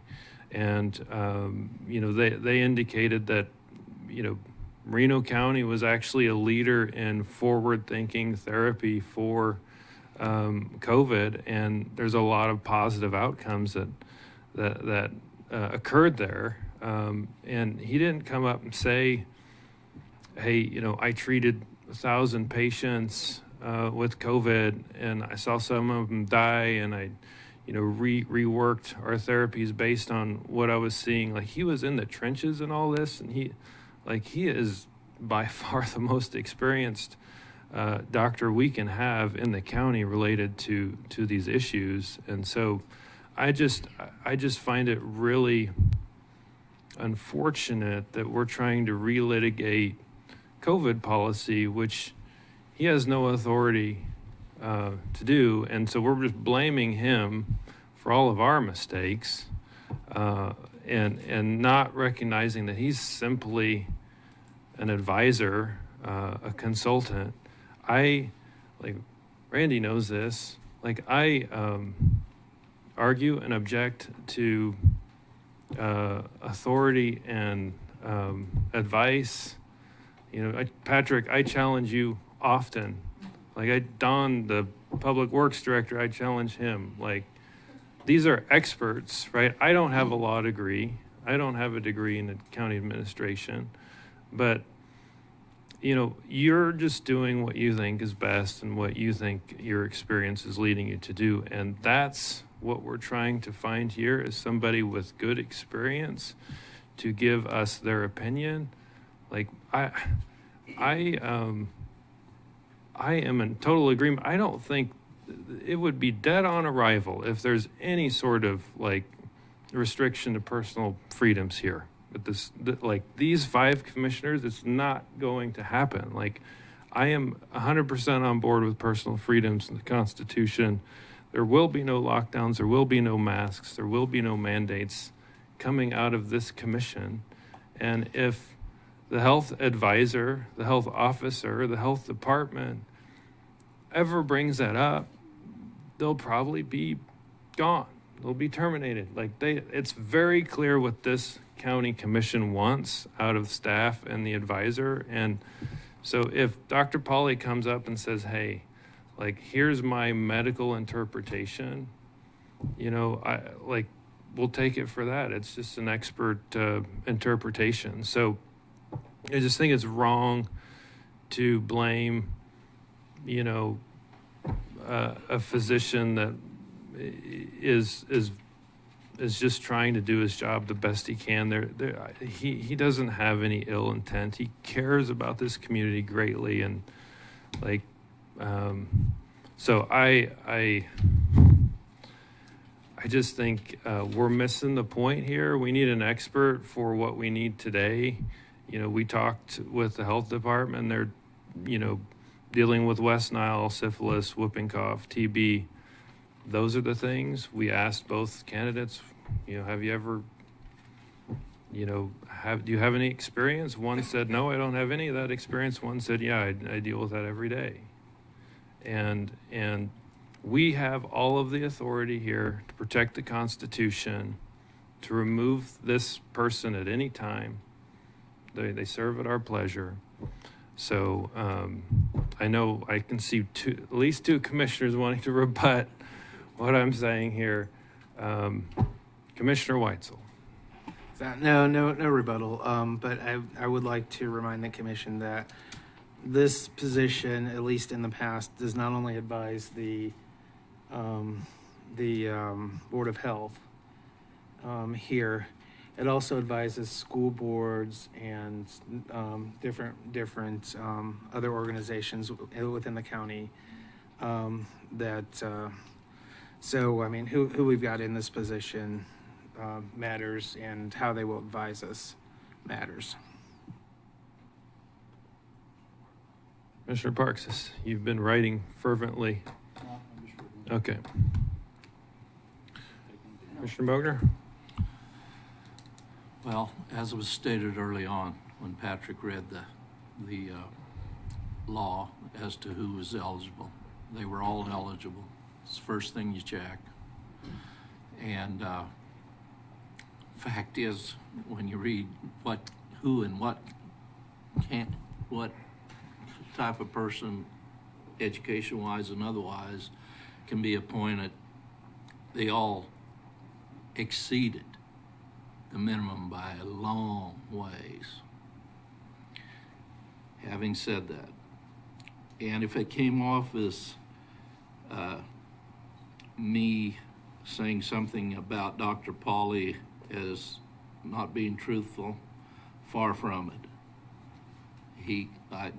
If it came off that way, it certainly wasn't. I just said he was very intelligent and answered a question in a manner that conveyed what he thought and didn't cause a further questioning and any controversy. Understood. And I mean, handled himself well there on his behalf.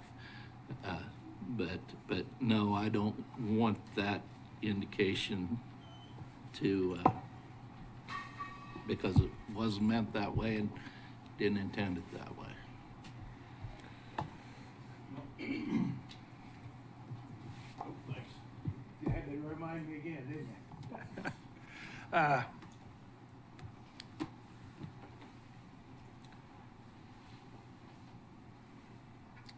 You know, I think we need to look forward. I think we've looked back enough. I think we need to look forward. I think we had some pretty good input from some school nurses. I made that motion, but I will also say that, and I was going to bring this up later, but since everybody's here and we've spent a lot of time discussing this, is that when it comes to our health department with regards to vaccinations right now, specifically going out and being involved in both flu vaccines and the COVID vaccinations, I have heard of the side effects. And I think that if we are going to give those vaccinations, that there should be not only verbal given to those people who get the vaccinations of the side effects, but they should be getting a written deal also and have time enough to make their mind up, because I know of two people that had those, and one of them was down for one day, went back to work, but probably should have been down for a couple or 3 days. Another one had some rashes. There's some things in here that I'm not sure that I would not myself get a vaccination. That's my own personal. But there are those who may want to, but they need to be known of the side effects and to make up their own mind. And I just wanted to let the people know that's my relationship, and that's where because of seeing things and talking with people, they have to have that, not only verbally, but I think they should be given a written. Ron, yeah. That's why I asked for this information from Carla this morning and her staff. I mean, and that's given to patients? That is currently given to every patient before they get a vaccine.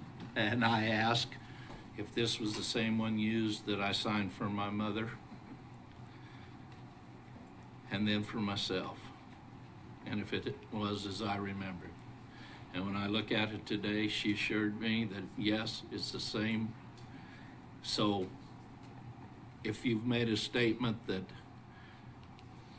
it's not,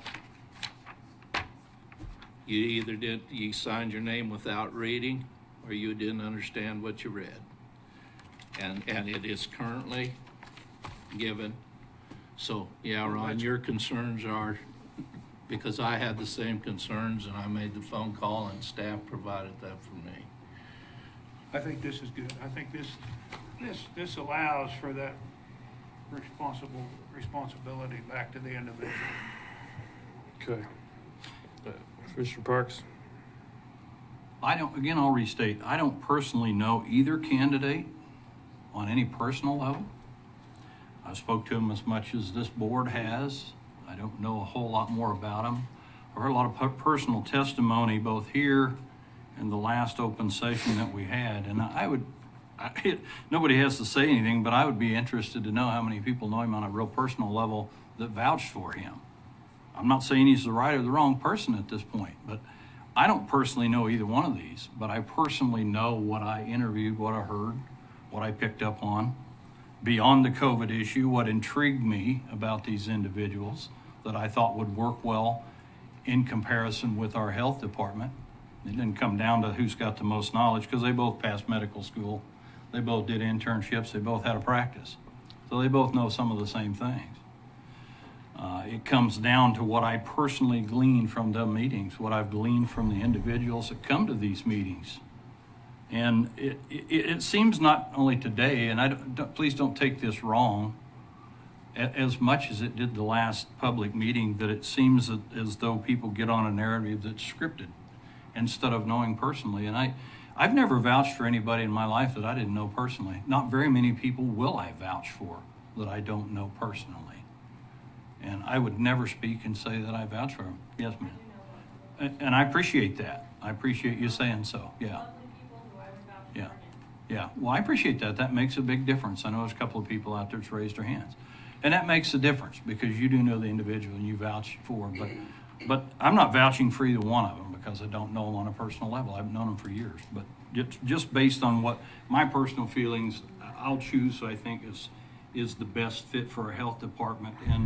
And knowing where I feel like my personal heart would take the health department if I had a choice to do that, or the board did. You know, I think they do a great job, Carla. No shame on you. You guys are doing a good job over there. But I think, you know, things could change in the future as well. So that's probably perhaps where most of us sitting up here will make our decision from that very, very foundation.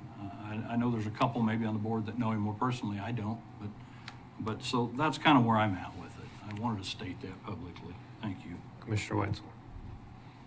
So it was the meeting right before July 14th, 2020, that the Reno County Board of Commissioners voted to require masks or other face coverings to be worn in public. What's the order? I don't have the order. I'm just looking at the newspaper article. What's the date? It was the Tuesday before July 14th, 2020, which was before Dr. Pauly and before you, I believe. But Ron, I remember seeing you at Gambino's the right after that happened, and I remember. Yeah, I got pretty well chewed out, didn't I? Yes, sir. While you're looking that up, could I make a statement? Sure.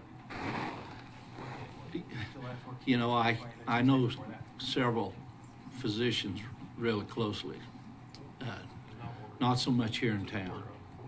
I grew up south far enough, and a lot of the medical people we knew were practicing in Wichita. But a very good young surgeon I grew up with, we were out and around one evening after, and his statement to me was, Don, I got to turn in early. I got to get home. I got to do my research. And I got to review what we were taught. Because when I pick up that scalpel in the morning, everybody especially one person's going to expect me to know exactly what I'm doing. So yeah, they research what they do every time they do it. Unless it's a routine deal they do every day. And that struck me, and I've carried that since I was early 20s. I'm going to reread this whole chapter before I do anything tomorrow morning.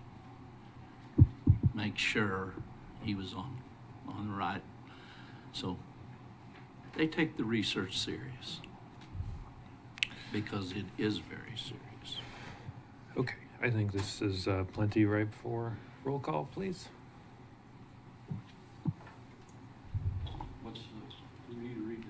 The motion is to approve Dr. Pauly as the advisor to the health officer. Is that right? That was close enough. Move to appoint Dr. Pauly as Reno County Medical Consultant. It's Doctor. Okay. Roll call, please. Commissioner Hurst. Yes. Commissioner Parks. No. Commissioner Bogner. No. Commissioner Weitzel. No. Commissioner Friesen. Yes. Motion fails 2-3. I would like to make a motion to appoint Dr. Deanna Marshall as the health advisor for Reno County. Motion to approve Dr. Marshall. Is there a second? I'll second. Second by Commissioner Parks. Further discussion? Roll call, please. Commissioner Hurst, No? Commissioner Parks, Yes. Commissioner Bogner, Yes. Commissioner Weitzel, Yes. Commissioner Friesen. No. Motion passed 3-2. Okay.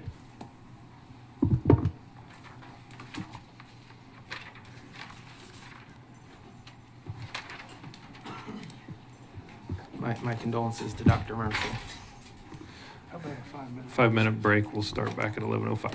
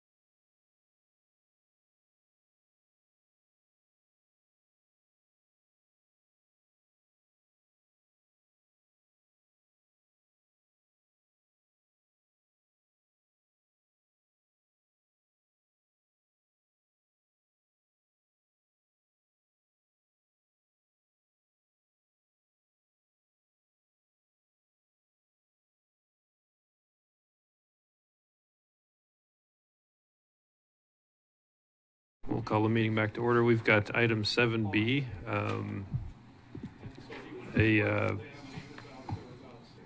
hey, take it outside.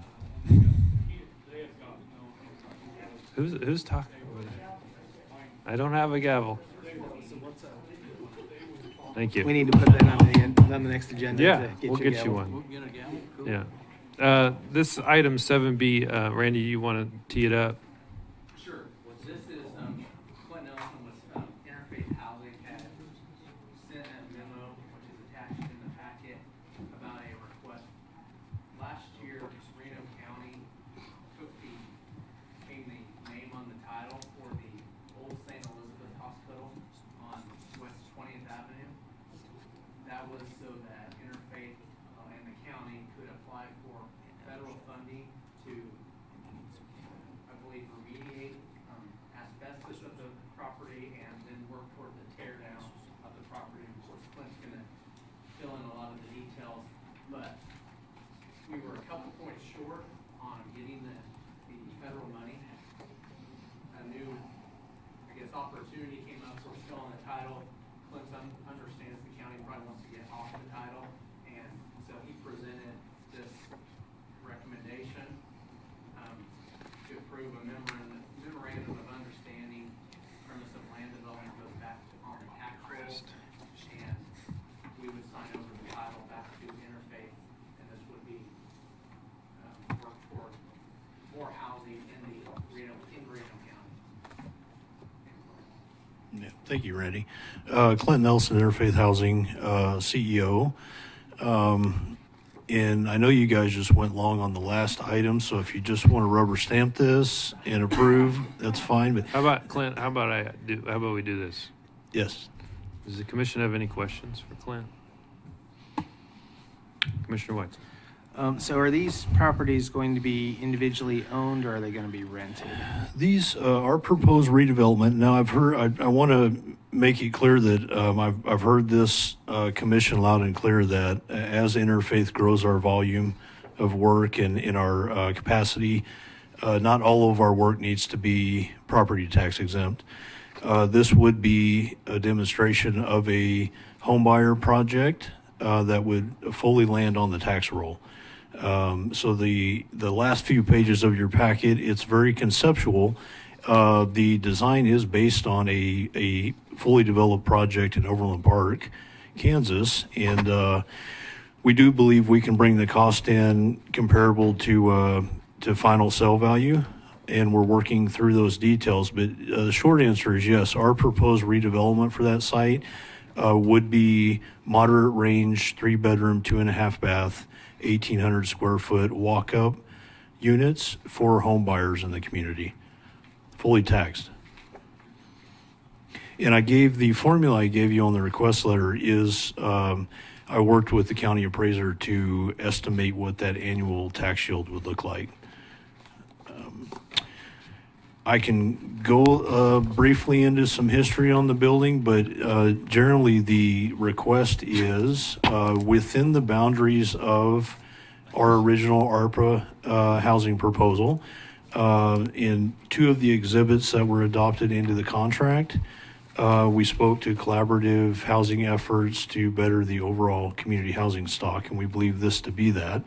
Randy mentioned that the county was gracious in working with us last year to assume the deed so that we could submit an EPA cleanup application. We just narrowly missed that in the scoring criteria.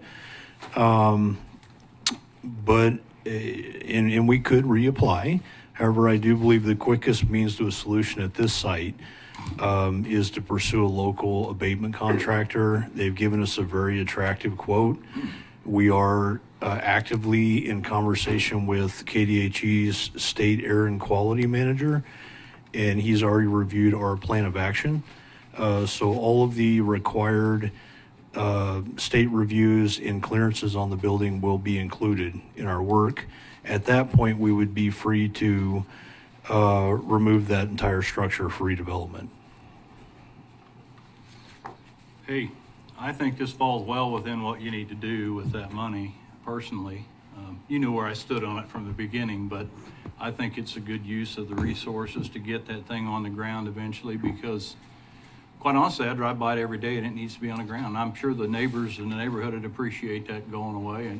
And honestly, it's a liability. I worry about it every day when I drive by there. You can't hardly keep up with keeping the windows boarded. I know that. And you know, we're going to find somebody in there that's hurt if we don't get it removed and move on with another project. So I think it'll be a good thing to move forward with this plan. Is that a motion? Well, unless somebody, yeah, I'll motion to accept the proposal as. Commissioner Parks moves to approve as recommended. A second. I will second. Second by Commissioner Weitzel. Any other discussion? I have a question. Clint, how much ARPA money is going to be transferred from the original thoughts on using Reno County's ARPA money that will be going into this? Yes, sir. Good question. We would propose that we code this expenditure under the general Reno County line. That total line item is $675,000 within our budget. Currently, we've only used $24,000. That is the fund that we set aside to make available for those communities that are participating at a high level. And I did include I believe it was October 17th performance report. And you can see the percentage of spend down in less than 1 year. So I believe where you're going with this, Commissioner Hurst, is there are some communities, I believe, that will expend their full allocation. We will still have a reserve fund available so we can continue doing work over the next 1 to 2 years. We're absolutely lining up what we intended to with this proposal was this allows us an opportunity to engage the rural communities, to figure out who their local leaders are, and it takes time to work with them, build that trust, and identify the need. So Interfaith is in this for the long haul. But some of the, as you see on the performance report, some of these rural towns, it's taken a little bit more to get it off the ground. And we'll keep putting effort into it. But there will still be adequate funding in the general Reno County line to address projects over the next couple of years. But yeah, we are proposing that the $115,000 request be expensed from the general Reno County line. And the city has verbally, Housing Commission tonight will review it. But the general consensus on the city side is they're willing to contribute an amount of $65,000 to cover the full abatement. Sorry, I heard 115,000. I heard 675,000. Yeah, if we pull the performance report, Yeah, I'm trying to look at this. if you drop down to That's the general Reno County line, that's 675,000 total. And so that's reallocated from other projects. That was kind of a reserve or I hate to say slush fund, but for those communities that run out of their original allocation, we can start tapping into that. I do want to share with this committee, though, since I've got the mic, what's been expensed and what has already been committed through qualified projects in contracts with our subs. We expect to be north of $2 million spent by the end of this year, not even a full year. So the pace of this program is exceeding what we had expected. And that's kind of what I was getting at. Is you know, I've been against spending money on this, what I call a big money draw period, and because it's been looked at, and I know you've got some different type of plan to go with, but if you need this $675,000 to build on other housing, since you've already got $2 million, you got $2.5 million left, then I make sure you got enough money to do your other projects rather than before you commit it all to this project. Yeah, our only request from ARPA will be for the abatement. We're looking at other local funding opportunities for the demolition, which we've got recent quotes on the full demolition and import of dirt and getting that site build ready. That's going to be right around $320,000 for the removal of the structure. We're not planning to come back and ask for more of the ARPA funding for that use.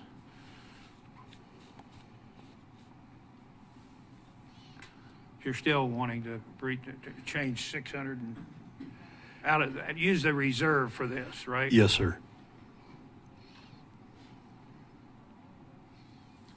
Excuse me, I forgot to look at this, but how many houses going on this plan then? The Triplex? redevelopment plan on Yeah. that site is 14 family units, 3-bedroom, 2.5 bath. Would likely be an HOA type situation, and we're also actively pursuing the land in the former nuns quarters north of the hospital. So there's another blighted building on that block that also needs to be removed. So we're working on trying to get under a purchase option for those as well. Hey, is it affected with asbestos as well, the nuns quarter? I haven't been in, I think everybody knows there's the mirror building, but I haven't been in that structure. I'm assuming it would be, especially if, particularly if the copper thieves got in there. That's when our situation went from manageable to extreme, was when 3 years ago, individuals got in and shredded all of the asbestos insulation, basically creating friable asbestos throughout, airborne asbestos throughout the building. So yeah, I would have to get into that building, Commissioner Parks, but likely it would also have some remediation needs. Not that it has anything to do with this, I was curious. Yeah, we're committed to seeing something positive come out of this, and I absolutely believe that brings new interest and potentially investment in that area of town. Early on, I mentioned this is a demonstration project. There's a number of local groups, including the Housing Commission, other nonprofits, and the ARPA Task Force that very much favor this type of housing development as a example of what could be accomplished around town. So we're looking forward to pursuing this.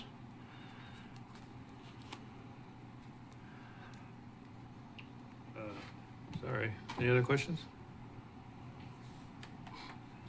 I think my main concern was make sure you got that reserve for what you need for other projects rather than just this project, because I know this has been a pet project of Interfaith for a long time and hasn't figured out a way to make it work before. Maybe this is the way to make it work, but I just want to make sure you don't use all that reserve and leave it out for something else. Agreed. Well, I don't know if I'm not correct, the money from the sale of these, since it's using ARPA funds, is going to go back in for doing this for other projects as well. Is that correct? Yes. There potential as we get to the redevelopment of this site, there could be a for-profit, nonprofit joint venture. Interfaith, we've done a lot of affordable housing development with tax credit and grant funding. This would all be privately financed. So I don't have those details for you yet, but I would expect the profit margins to be pretty lean. We believe these units, in discussion with our real estate professionals on our board, we believe these units would likely list around $250,000 a unit. And if you run the math, that's $147 a square foot. Well, we can't build them for that. So if we can bring that build cost down to around $200 a square foot, we can work in some RHID, maybe some moderate income housing funds. That's where we get that kind of gap funding. It's going to take some unique financing to actually see this carried out, but we're committed to it. Any other comments? Roll call, please. Commissioner Hurst? Yes. Commissioner Parks? Yes. Commissioner Bogner? Yes. Commissioner Weitzel? Yes. Commissioner Friesen? Yes, motion passes 5-0. Thanks, Glenn. Thank you. Staff reports. In the packet, the monthly reports for Health Department, Human Resources, Maintenance, Public Works, Solid Waste, Treasurer, and Youth Services is included. Any questions on those?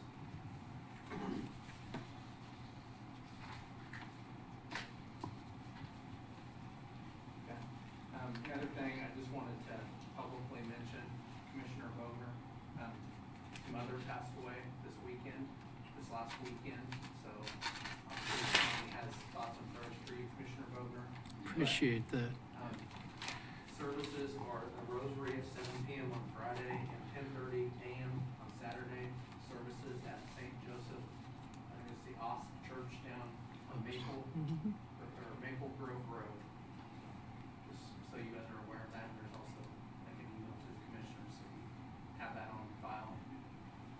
And the other thing I was going to mention, if you haven't already contacted Shonda or myself, if you're going to go to the KAC conference in Wichita on Tuesday, December 5th, December 6th, and December 7th, let us know so we can get everyone registered, you know, in actual time. I think I already did that here a while back. I think I done that some time ago. Yeah, there's two, Commissioner Hurst, Commissioner Parks, you've already been registered. But if anyone else is going to get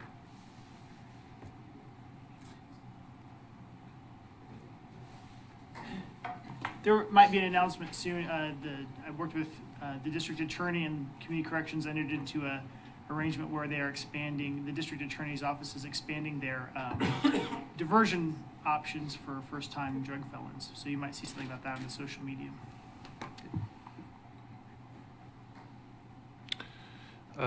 Commissioner comments. Just start with Commissioner Weitzel today. So, a couple of things that I would like to bring up in future meetings. So I was talking to a resident of Reno County who's also in the state legislature, who told me that our concealed carry policy in the courthouse is kind of rare among the state. Like if you go into the state capitol, they don't ban concealed carry. If you go to most courthouses in the state, they don't ban concealed carry, but our courthouse does, and because of that, we have to provide private security, which is, you know, something that the taxpayers are paying for. So I think in a future meeting, I would like to have a discussion on whether or not we want to follow the lead of the legislature and a lot of the other counties and allow concealed carry within our courthouse. And I would also like to discuss whether or not, based on the conversations today on a future meeting, whether or not we want the health department going into schools to provide the COVID vaccine to minors, even with parental consent, or whether or not that should be something that they have to seek out rather than us going in and offering those services.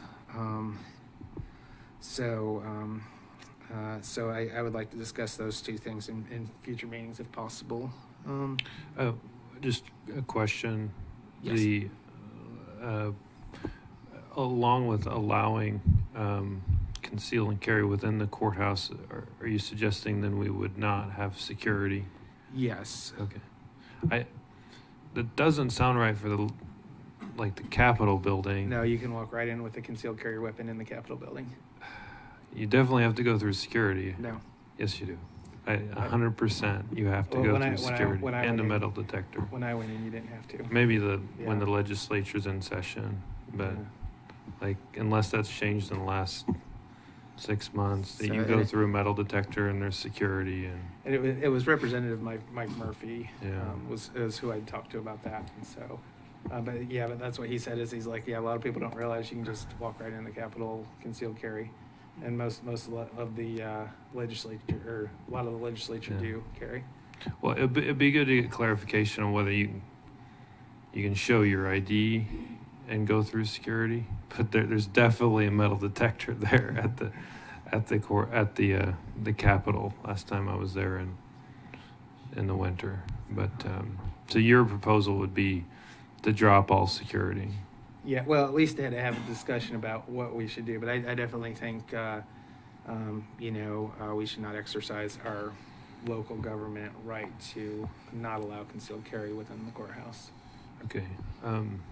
At least have the discussion. I mean, I don't know what the flavor of the commission would be, but I think it'd be a good discussion to have. I think what would help on these issues, occasionally if a commissioner wants something on the agenda, we have a agenda item template, and you could just fill that out, run it through Randy, and then it would be the basis to put it on the agenda. So, Okay. I Yeah, I think wasn't that sure would, how to do that, and so I figured we this is a haven't good place to done. bring it up. I've done it once or twice, just because I think it's good formality. But it would help if you just put it in writing, just like department heads fill that out. It's just, would that work for you, Randy? Yeah, if the form's filled out, Can you send that to me or send the link to it? Okay, perfect. That way we know what the topic is and then talk with the chair. Yeah. So I don't see any issue with getting it on the agenda at some point. And what was the other one again? Discuss whether or not we want the health department going in and offering the COVID shot to school-age children on the affirmative, as opposed to the parents coming to the health department. Okay. I think the same would apply there. Is that it? Yes, sir. Thank you. Commissioner Hurst. Kansas Honor Flight event, I believe it's this weekend or next weekend, I can't remember. Go to the website and look at Kansas Honor Flight. There's an event here in Hutch regarding that. I've heard that, and I think it's recorded now, that some company is leasing land already for solar in Reno County. There's also some leasing of land in southwest Reno County regarding wind. And that's all I know about it, except that is in, I believe both of those have been recorded. I'm not sure whether the wind deal has been recorded in Bell Township or not, Grove Township. But anyway, and I appreciate very much Commissioner Bogner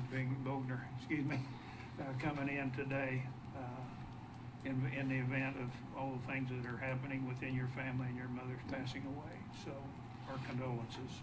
Thank you. Commissioner Parks. Well, in light of how much we've talked today, we probably shouldn't comment on anything, but then I will. Just one thing that's a burning issue with me within the county is, and I think it'd be a good thing in the future, and it's not really an agenda thing, but I think I'll fill that out. We can look at it or whatever.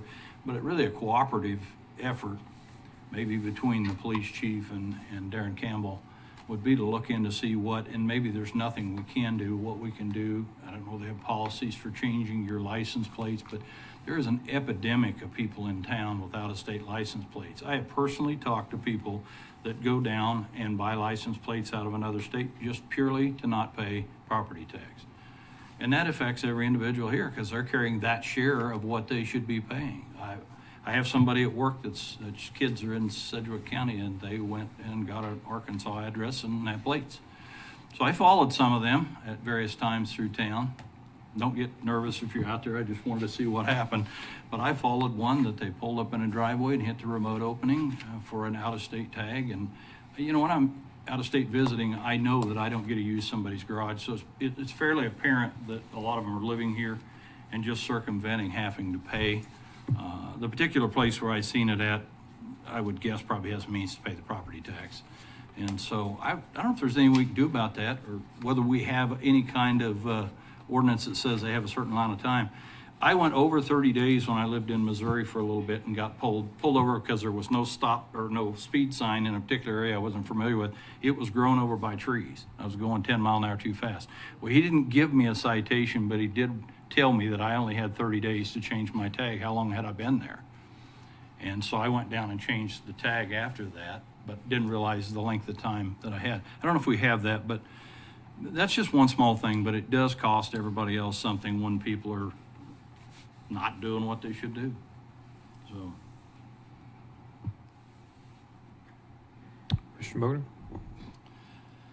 Nothing really big, but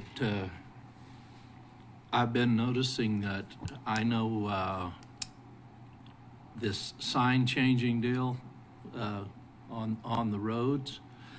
I'm just wondering, I think Reno County's probably redoing a heck of a lot of them. I've found those signs that have just been recently put up, blown out in my field. I've come to all kinds of intersections and they're flipped upside down because the bolts are missing. That wasn't our county work. The idea was that was a state deal, Don, or federal.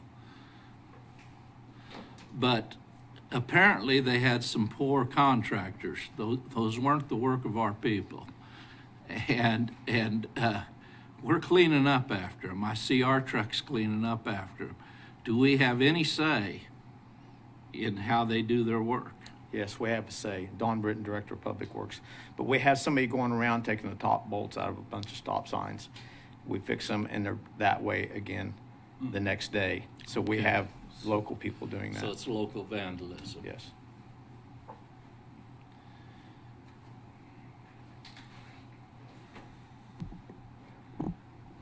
Good. Yeah, appreciate, I didn't, nobody listens to our comments anyways, but I didn't really thank everybody that was part of our public comment session this morning, but it was very robust comments from the public, and appreciate that. I know it's always hard to speak in front of the public and in front of a governing body, so wanted to thank everyone for participating this morning, and the generally very respectful process the commission went through this morning on a very challenging topic. So thank you for that. Again, I think I can speak for the entire commission and staff. Our condolences to Commissioner Bogner for his loss. We will be thinking and praying for your family. Just one other item that I think it kind of like zipped by the commission, and I'm going to broadside Randy a little bit. He's used to it. The commission, the county got $1 million opioid payment. Do we have, I was, a couple things. One is, if you haven't watched the Netflix show Painkiller, I might suggest you do that. It's generally based on factual, historical facts, and it goes through the opioid epidemic and how horrible that is for people that get addicted to that, and I think we're missing an opportunity with that $1 million to actually make a difference in some way. I think right now it's just kind of going to absorb the health department budget, and it's just going to offset general operations. Is that right? Right. 3 years for that $1 million. Thank you. I even moved it closer so I wouldn't forget. The $1 million over a 3-year period. Right now, the plan was to kind of offset some of the expenses at the health department, mainly on the education side. Yeah. So I don't think we have $333,000 worth of educational expenses today with the health department. And I know, I really would, if you can watch Painkiller or do some research on that epidemic, it's both fascinating and disturbing. I've heard, people after they've watched it kind of make connections they didn't know were there, of hey, this, I didn't think about it, but my family member was, addicted to that, and this happened or whatnot. But so we have, a few new crises related to that, whether it's fentanyl or, one of the things I thought we could really jumpstart is, the DA's been trying to come up with a mental health court to kind of get people out of the system that, don't have a way to, help themselves, and the system is really not set up to help mentally ill people, and they're often kind of funneled in there because, I mean, police just, they got to do what they got to do, so they get arrested, then they're in the system, and, you know, if you have a chance to be, you know, there's a quarterly Stepping Up Council, and you hear of stories of people that are incarcerated for longer than their actual accused crime. They're not even convicted yet, and they're incarcerated because they're waiting on, you know, mental health evaluation. So, you know, from a constitutional perspective and otherwise, it seems very unfair, and there's not really a process to deal with that. And so maybe we could, like, take some money that was made in a very horrible way and actually do something good with it. So I'm just wondering if the commission would support a further study on that. Would that be something that maybe the health committee, Sure. advisory committee could look at? Definitely. Potentially, I think we could reach out to, you know, maybe see if we can get some public input and thoughts on it. But I would encourage you to study the issue a little bit, and just think there's an opportunity there we're missing. So, okay. With that, we have one item left. It's an executive session. I don't expect we'll turn the video back on, because we have no further business other than the executive session. So I'm going to pull that up here. And I know we have a joint meeting with the city in 5 minutes. One second. So the executive session, I'd move the board recess to executive session until 10 till noon. So we need 7 minutes with the county administrator, county counselor joining the governing body in that session. The justification for the executive session is to discuss job performance of non-elected personnel. Subject matter is personnel matters of non-elected personnel. Is there a second? Second by Commissioner Hurst. All in favor say aye. Aye. Motion passes 5-0.